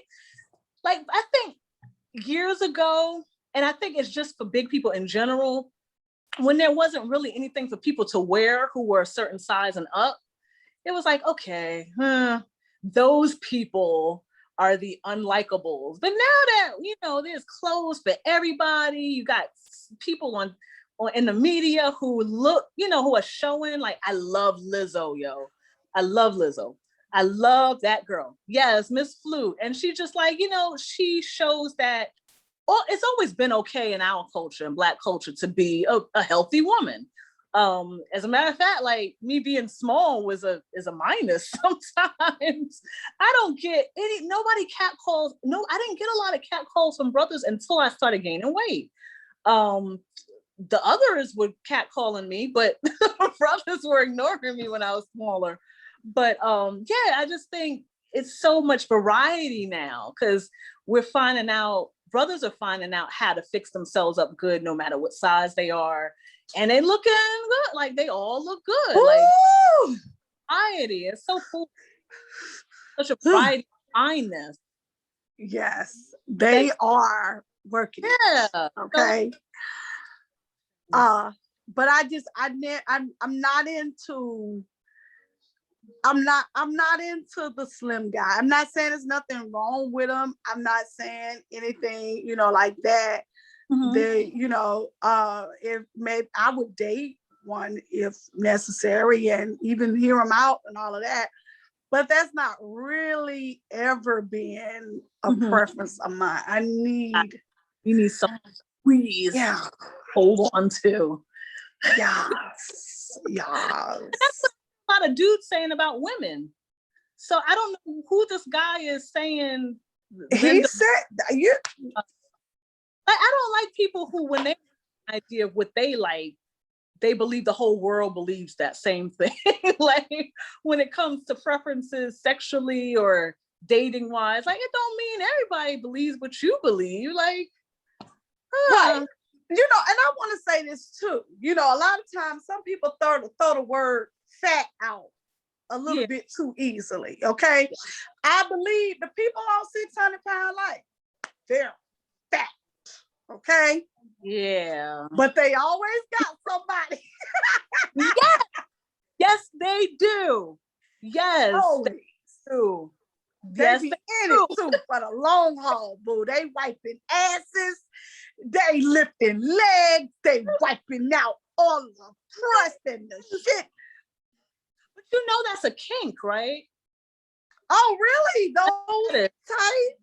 I'm not saying that all of them have fetishes and that's why they're with their partner. I'm not saying that at all. But that there are people who have a fetish where they want to feed a woman, make her really big, and take care of it. They want them to be disabled and all of that. It's an actual fetish. I saw it first on there used to be this show on about like weird things, weird types of people, and they showed a couple. It was like I think he was African, but either way, he was very skinny, and he said that's what he wanted. He had a woman who was really big, and they met online through kind of like a kink, website or whatever, and they found each other. And he said that he wanted a woman who was big so he can feed them till they're disabled, and so they're in a bed and they are dependent totally on him. He said that's what he said. He want that chick. It's not that chick. Sexually. Don't be looking at my bed, y'all. I'm like Nola Darling. What did she call it on that show? Nola Darling on She's Gotta Have It. I forget. But yes, that's my shrine. But yeah, it's a kink. But I don't believe that everybody who is with somebody who is in a 600-pound life is doing it because that's nice. I'm I'm just trying to, I gotta give just I gotta help some of these folks out. Yeah. I was about to call you by your government name. And I had to catch myself. Okay, so there's a difference between facts, okay? Because I think some people out there need to know. Because they don't know. Thing. They don't know. They don't know. They think, everybody who is whatever, a little overweight, whatever, what they call it, obese, all that, okay, I got no brawn, I got nothing under here. Okay, but you see the leg. I see that leg. Do you see anything? It ain't nothing. Nothing. You firm. That's what I was saying. I was like, I thought you had a thing on. You know what I'm saying? That's just how I'm made. I ain't got no problem. But now, the tummy area, that's where the children came out and all that stuff. But other than that, baby, I've been firm. Right. And you could see it in and out and out, like you're in proportion. I have the boom. Yeah. that. And when I had the little thing on, boom, boom, boom, boom, boom. Yeah. And I mean, now do I need to lose a few pounds? Of course, I would love to. It would be great. But at the same time, you're not gonna sit up there and call a sister that's built like me fat. No. That's not what you gonna do. No. I mean, I know people who exercise and stuff and they're still big, but they're just healthy. You know, they're just Right. made that Right. way. Absolutely. And My that's sister- what I have no health Yeah. problems. I don't have no high blood pressure. I don't have nothing. My cholesterol is perfect. Everything checks out Right. well. Yep. Only issue I ever had with myself is sleep apnea. I do have sleep apnea, but Okay. I had that before I got big because I've always been a person with allergies. Oh, okay. Always had issues with breathing and respiratory and things like that. My son has that too. That's why I was protesting Newton County Public School, Why? because I have respiratory issues. Okay. So going into a school building, that would have did nothing but just exacerbated whatever the word is, what I already got. Yeah. Now we go, of course, we go in where we at now, but we talking about 28 people. Yeah, not that many people coming in there. And we've been It ain't around, that many people. and so Yeah. we got our germs have gotten used to each other. Mhm. And everybody's getting tested. Right. Everybody's getting tested. They're not coming in there unless they've been tested. Right. So when you talking about a school building, you ain't testing all them kids. No, they're not. And them teachers too, some of them anti-masking people going in there. It's a mess. It's a mess. So what was the last topic we had? The last topic was Asians and African Americans. Oh, this whole Asian thing. Okay, Yeah. the ones that got killed and all of that. Okay. That's Yeah. terrible. I passed by the Gold Spa when I was working, and I stopped by there. And before I kind of felt like, okay, when they were talking about, stop killing Asians and Asian Lives Matter, sort of kind of in that realm, I sort of remembered during Black Lives Matter, there wasn't much from the Asian community for BLM. They just kind of was silent. So at first I was like, well, good luck. But, I had to consort with myself because that sounds really bad. And I had to say, what? And the bottom line is, it's people getting killed. So who am I to say, well, And it's, why is it always somebody, it's always somebody white doing it. They don't want to talk about that. It's okay. So what I feel about, so this situation I do feel like is a racial thing because he saw these people as evil enough to kill. Like when you already innately have in your mentality that a certain people are small enough to kill with no repercussions, then you have a racial issue. So I think for that reason, and also because he had a fetish for these women, and he's killing them based on his Asian fetish. Like, what in the world? What he say? Yeah, but I don't know that all the attacks that's been going on is because of them being Asian, but they're still attacks, and I do think that they're vulnerable because people see Asians, and that includes Indians, so they're including Indians in that as well. They see them as weak and people who are not going to fight back. And so people do violent things to them. People do push them around. People talk to them any kind of way. But in the same token, they do the same to other people too. And I think I was talking about it earlier, like within the Black community, we have a lot of exchange with Asians, especially within cities, more in cities, I guess you would say. And I was saying about our beauty supply places, The hair store. the hair store that are owned by, usually owned by someone who is Asian, Korean, Chinese, along those lines. I'm sorry if I don't have the right terms. But yeah, and sometimes it's a good connection. Sometimes I go into these places and the storekeeper is just so nice and accommodating and just, really nice people. Really help, yeah. Places. But other times, yeah, especially I would say years ago when I was younger and we would go in, they weren't nice. They weren't nice. And I'm not sure if it's because they felt like they had to protect themselves, because a lot of these places are in the hood and they are. felt like that. They had people stealing from them probably. But it doesn't mean that everybody, but I think after time they learn that it doesn't mean that everybody who comes in your store you treat as if they're stealing. Look at Latasha Harlins. Latasha Harlins from yeah. When she got killed out there in California, got shot, that young lady. Yeah. Yep. So there's they still have, I think white America did a job on them too. I think a lot of them are influenced by racist stereotypes and, just seeing us every day and not understanding our culture. And familiarity sometimes breeds contempt. So when you're around people a lot, it could either help or it could hurt, depending on what you decide to take out of that, your experience. So, just, and I have to say, I was like, please don't cancel me, world.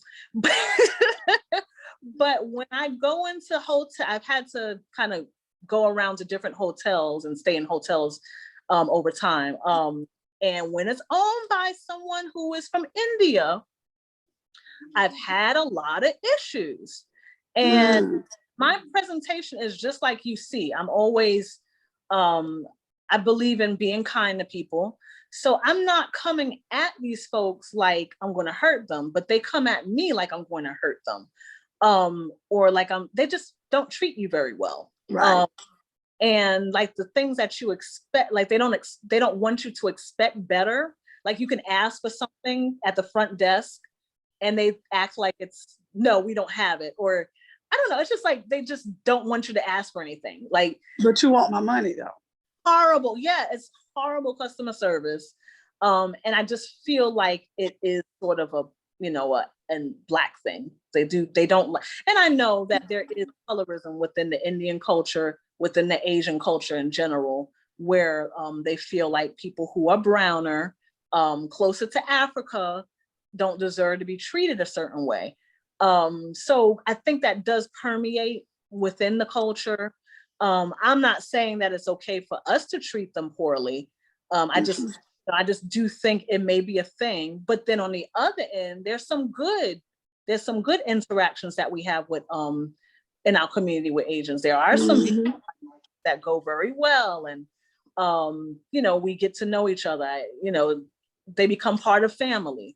So it just kind of flip sides, or it's just kind of double-sided. But I think that because they are part of our community, period, it would be nice if we stand behind them, these things, and just just because it's kind of it's pretty jacked up when people get shot and all of that, but it is always a white man doing it, but they don't want to talk about that. Did you hear what happened in DC? Those girls who tried to carjack this dude. He was from Pakistan, I think. I don't even know if Asia. I don't know if that's considered Asia, but anyway, they considered him Asian, and they were like, there's two teenage girls, 15 and I think another age that was really young, he was an Uber driver. They tried to carjack him. They tased him to get him out of the car, and it caused him to, I guess, step on the gas, and that car went and crashed and he died. And so, now people are trying to act like it's a Black Asian thing. I don't think people went after him because he was Asian. And as far as, people calling them murderers and, they need to go to the gas. Like, it's just like really extreme. But the way I see it is, yes, they carjacked him. That was horrible. Why are they so young doing this stuff? Bad. But I don't think they did that with the intention of him getting killed. I think they just wanted the car. And then it did cause that situation. Right, caused the reaction. Yeah. It was really bad. They have it on video and everything. I just, my heart goes out to his family. Right. It's just all he wanted to do is make his money, just like I do out there. That's why I'm so glad I have a screen protector dividing me between me and my clients, and I don't let anybody in my front seat, because that girl was in his front seat. Oh, wow. Yeah, trying to take over, and just not good girl. It just hard. It was horrible. What they did was horrible. I'm not saying it's good, but I don't think they didn't go in there with the intention of it, causing an accident, because they could have died too. I'm surprised. Right. I think he was hanging out of the car part way, and when it crashed, his body went. Yeah. So of course it's been so much going on. I know I must have totally missed this story, but it's just been so much. Yeah, it's been a lot, and I just feel, I don't want to discount. I don't want to jump the gun and say everything is anti-Asian, but I do see their points in some of the things that they're saying. And, I'm willing to listen, just like I wanted other people to listen with BLM. Why wouldn't I do the same thing? So, that's but their president said it was Kung Fu. So what Kung Flu, whatever he said. He said that. So now I guess people trying to carry out his wishes. Oh yeah, Trump sort of helped that. Yeah. Yeah, he was all in that. Trying to say it, it came from China. The disease came from China. Mm-hmm. And so now people mad at you.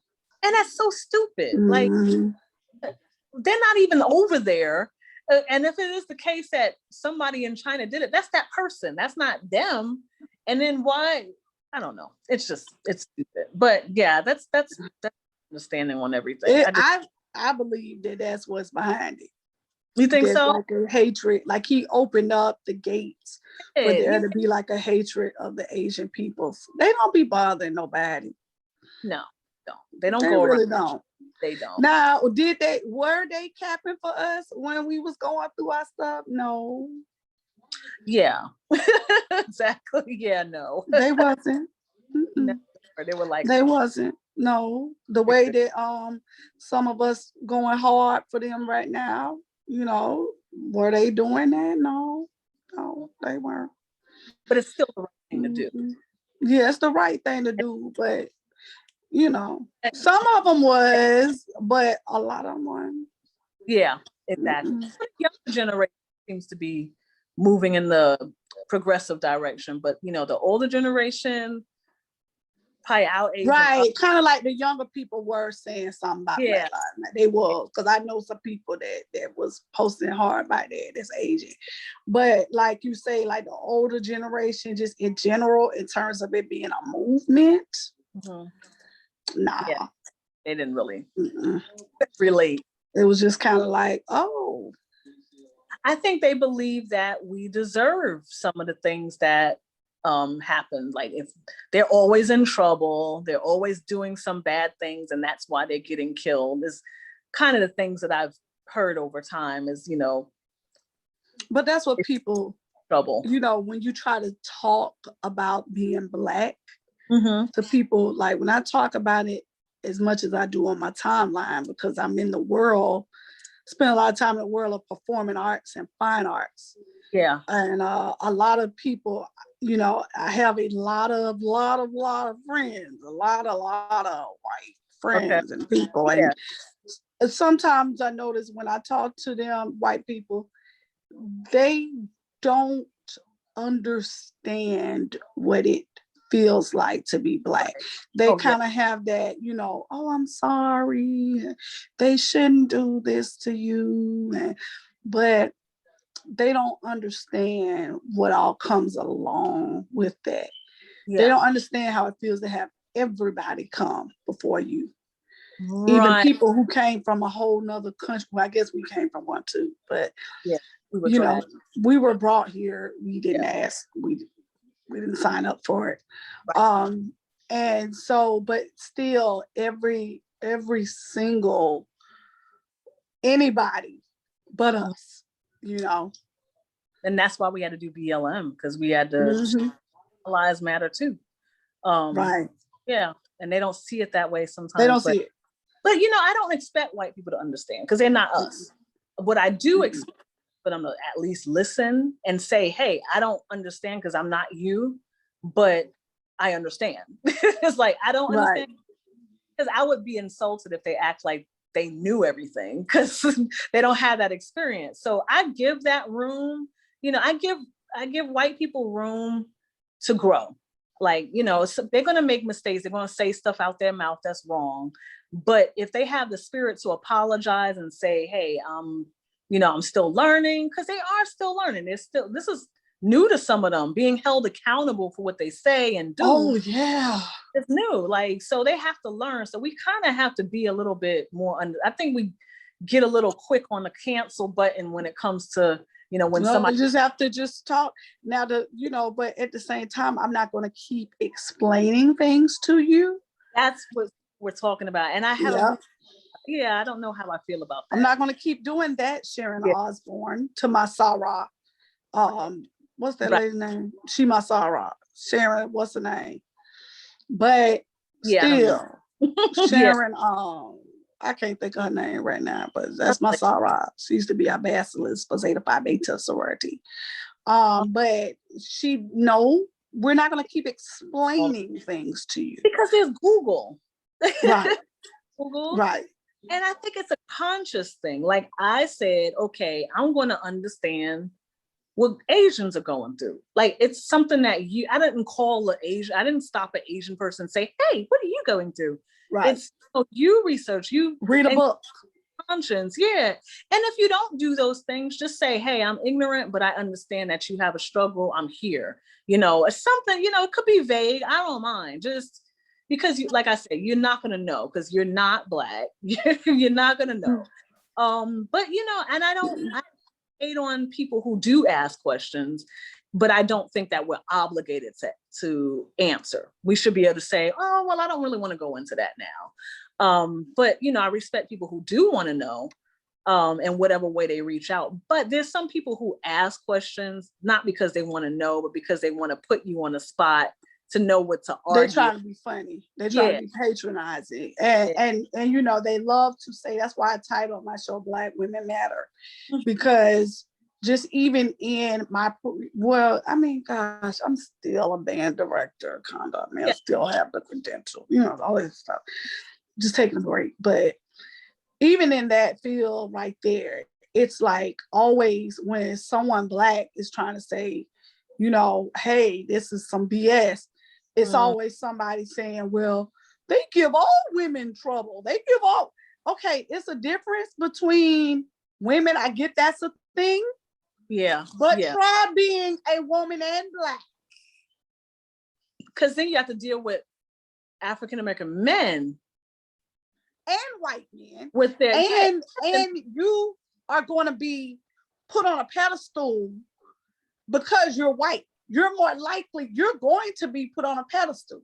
Yeah. I was saying this about on my live the other day about how I can sit there and my groups, I have put out some top tier. Yeah. Top tier. But I'm not going to get the same hype, first of all, from being a woman. And then on top of that, I'm Black. Right. And then I went to an HBCU. Yeah. Because the Black women directors, they hype up. Yes. Okay. It's like one or two they hype up out of the whole United States. But it's because they went to a PWI, which is a predominantly white institution. Right. Yeah, and they're socially acceptable and they're socially acceptable. Their band programs, they're doing DCI style. They got their kids rolling the toes and they are doing all hee haw, this and all that stuff. So they are the ones that will get the big endorsements by the consumers and the big companies, and they're the ones that are on all the flyers for the panels and all of that. No matter whether or not they never seen a superior in their life, or if they ain't seen one in 6-7 years. So, but then at the same time, they call us angry. No, I'm angry. I am. that's another thing. We're expected to reduce ourselves. Like our emotions are always overly exaggerated. Like we don't have a right to be a certain thing. And we can't say anything. Yeah, like we respond to that. Mhm. We respond to that by shrinking ourselves. I learned by watching Africans and how they come over here and they're not afraid. They talk down too. They're where they should be. They don't have the insecurities that we do. They had oppression where they come from, but it was different. They didn't have Jim Crow, they had something else. But their confidence is so much better than ours. Like they don't have a problem demanding stuff.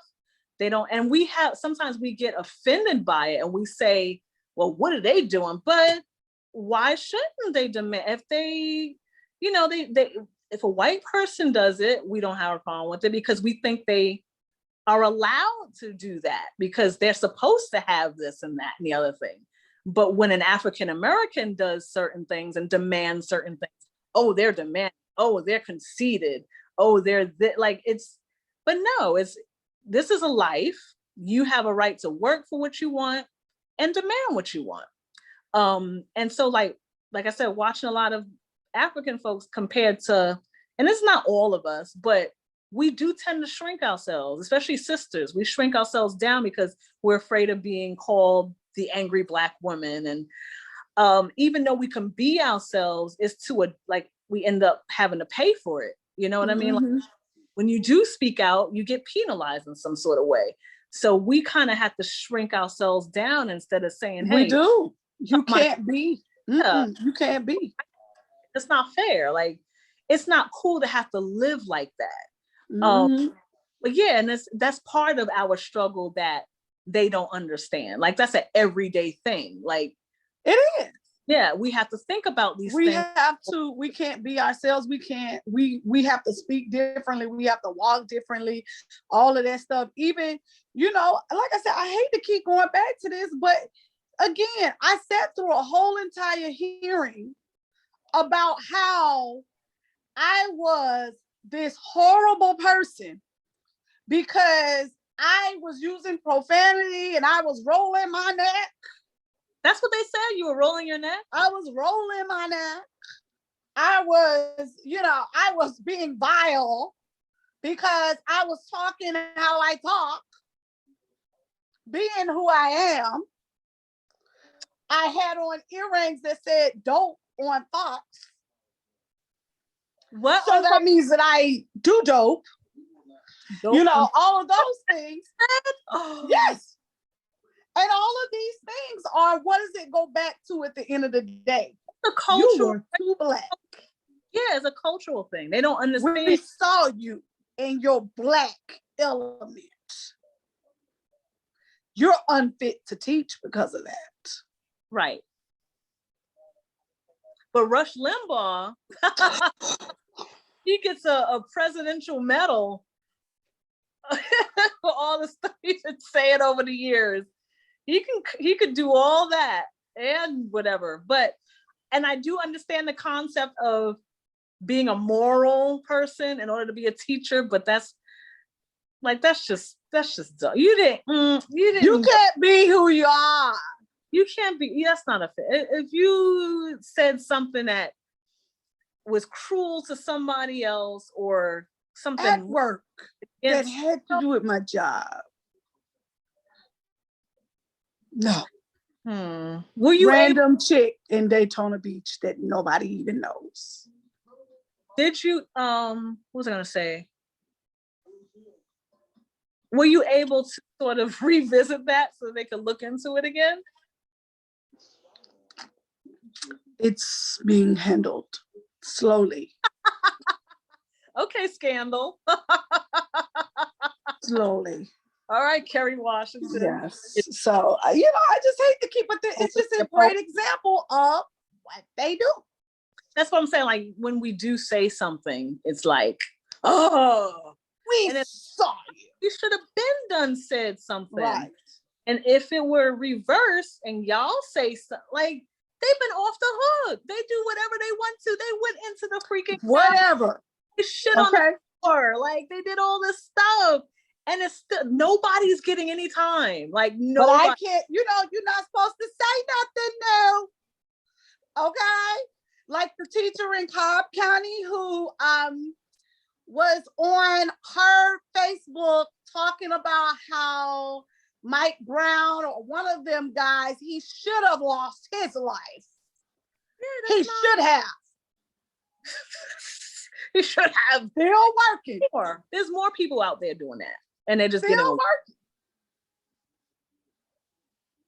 Still working. well, maybe you need to make a call to somebody. Because I know we were I don't know what we is. But between look at you fixing your hair. Who does that? Suki Hana does that in her interviews. You know Suki Hana? I have no idea who that is. She is so ratchet, but she's funny to me. And she'll sit there with a mirror looking at herself.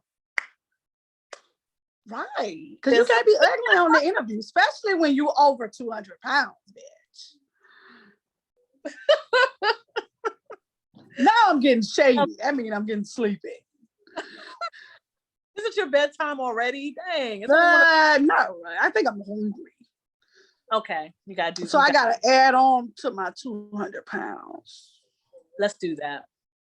And then we'll add, maybe.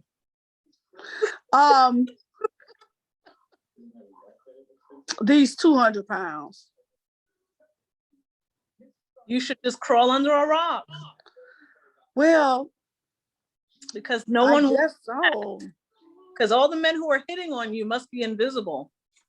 Well, no, they only want me because they want to have sex with me. Oh. They don't like my personality or the fact that I'm smart as hell. They only like me for sex. Your boy. That I ain't had in over a year, probably. But yeah, that's the only reason they want us. That's over 200 pounds. I don't know who that was, but he must. Where does he live? Like Los Angeles, where everybody's skinny, and because in real life, and we keeping all this. Florida. He's from Florida. Florida. That dude's from Florida. Yes. If he's anywhere in the southern states, I don't see how he can even believe that. Maybe people just say stuff just to get famous now, no matter how stupid it is. Like, they listen to Kevin Samuels, who's been divorced about 3-4 times. I wonder take care of his kids. I wonder why. He sounds like such a great guy. Who, Kevin Samuels? Yeah, I wonder why he's been divorced so many times. Because he goes around talking about rating people. Have you ever rated somebody? Do you do that? Do you ever walk around saying, hey, that guy right there, he's average? What pisses me off is that he is saturating our community with Caucasian white American ideals. That's white America. He's mad room football team. Yeah, like I saw the one about the young lady who said she was a 10. Let her be a fucking 10. Why even does that? You have to say about her being a 10? Why does she have to hear, well, look at you. Do you have this? Do you have that? No, you're not a 10. Why are you working backwards to reduce us? Like, according to who? Like, she said she is a 10. She is a 10, and she's going to get who else believes that she's a 10. Like, how does that affect your life? Like, why are we even calling? Why are we calling this? Seeking validation from this man? I don't know. And then my other question is, who goes around? Okay, just saying, like I say, I haven't dated in a while. I've been quasi-married for, quite a few years now. I remember those days. Every now and then. Yeah. But How is it that do you walk around when you're dating now? Like I said, I don't know. But do you walk around like assessing people's income? What they can do for you out the gate? Maybe we're hippies. Maybe we don't know. Maybe you got to be the ones who get the fake butts that look like diapers and all of that. Suck though. I don't know.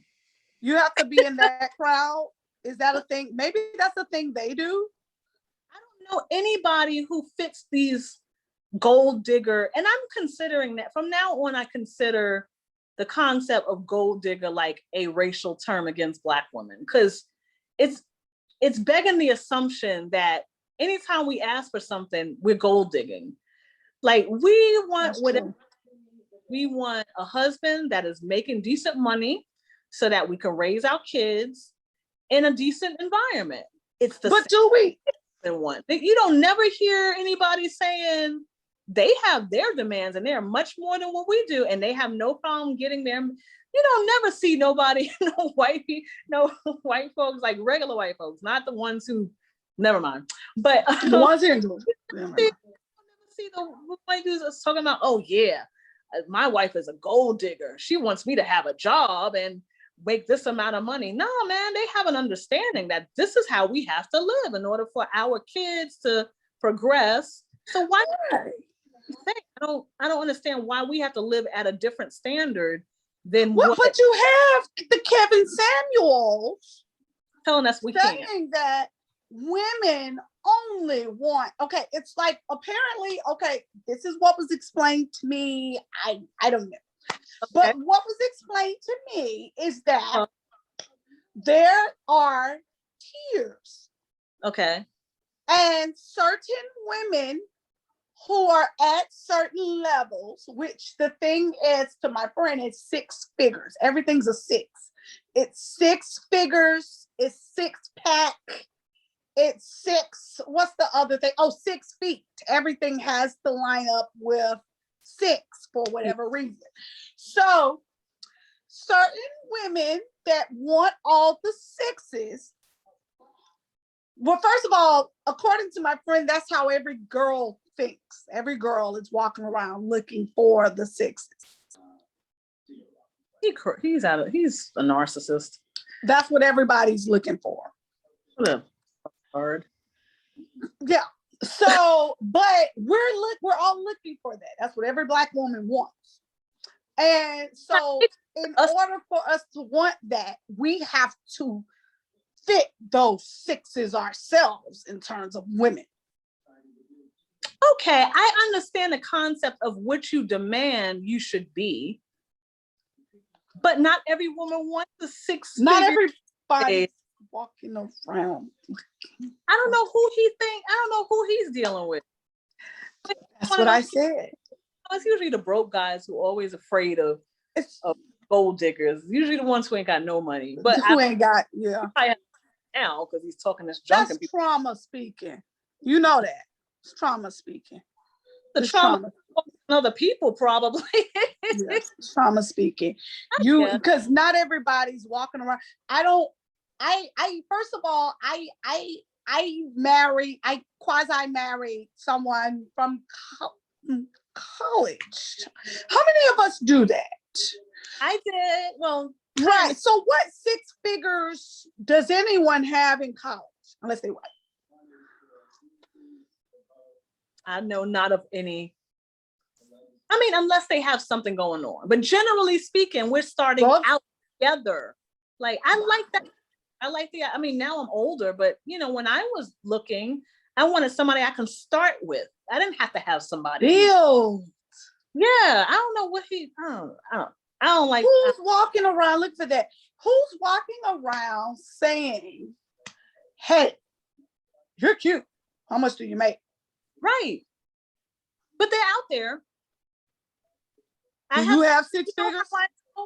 Because when you're doing a search on these dating sites, they ask you how much you make and how much you want your. That's what I think he's going off of, the dating sites. Mm-hmm.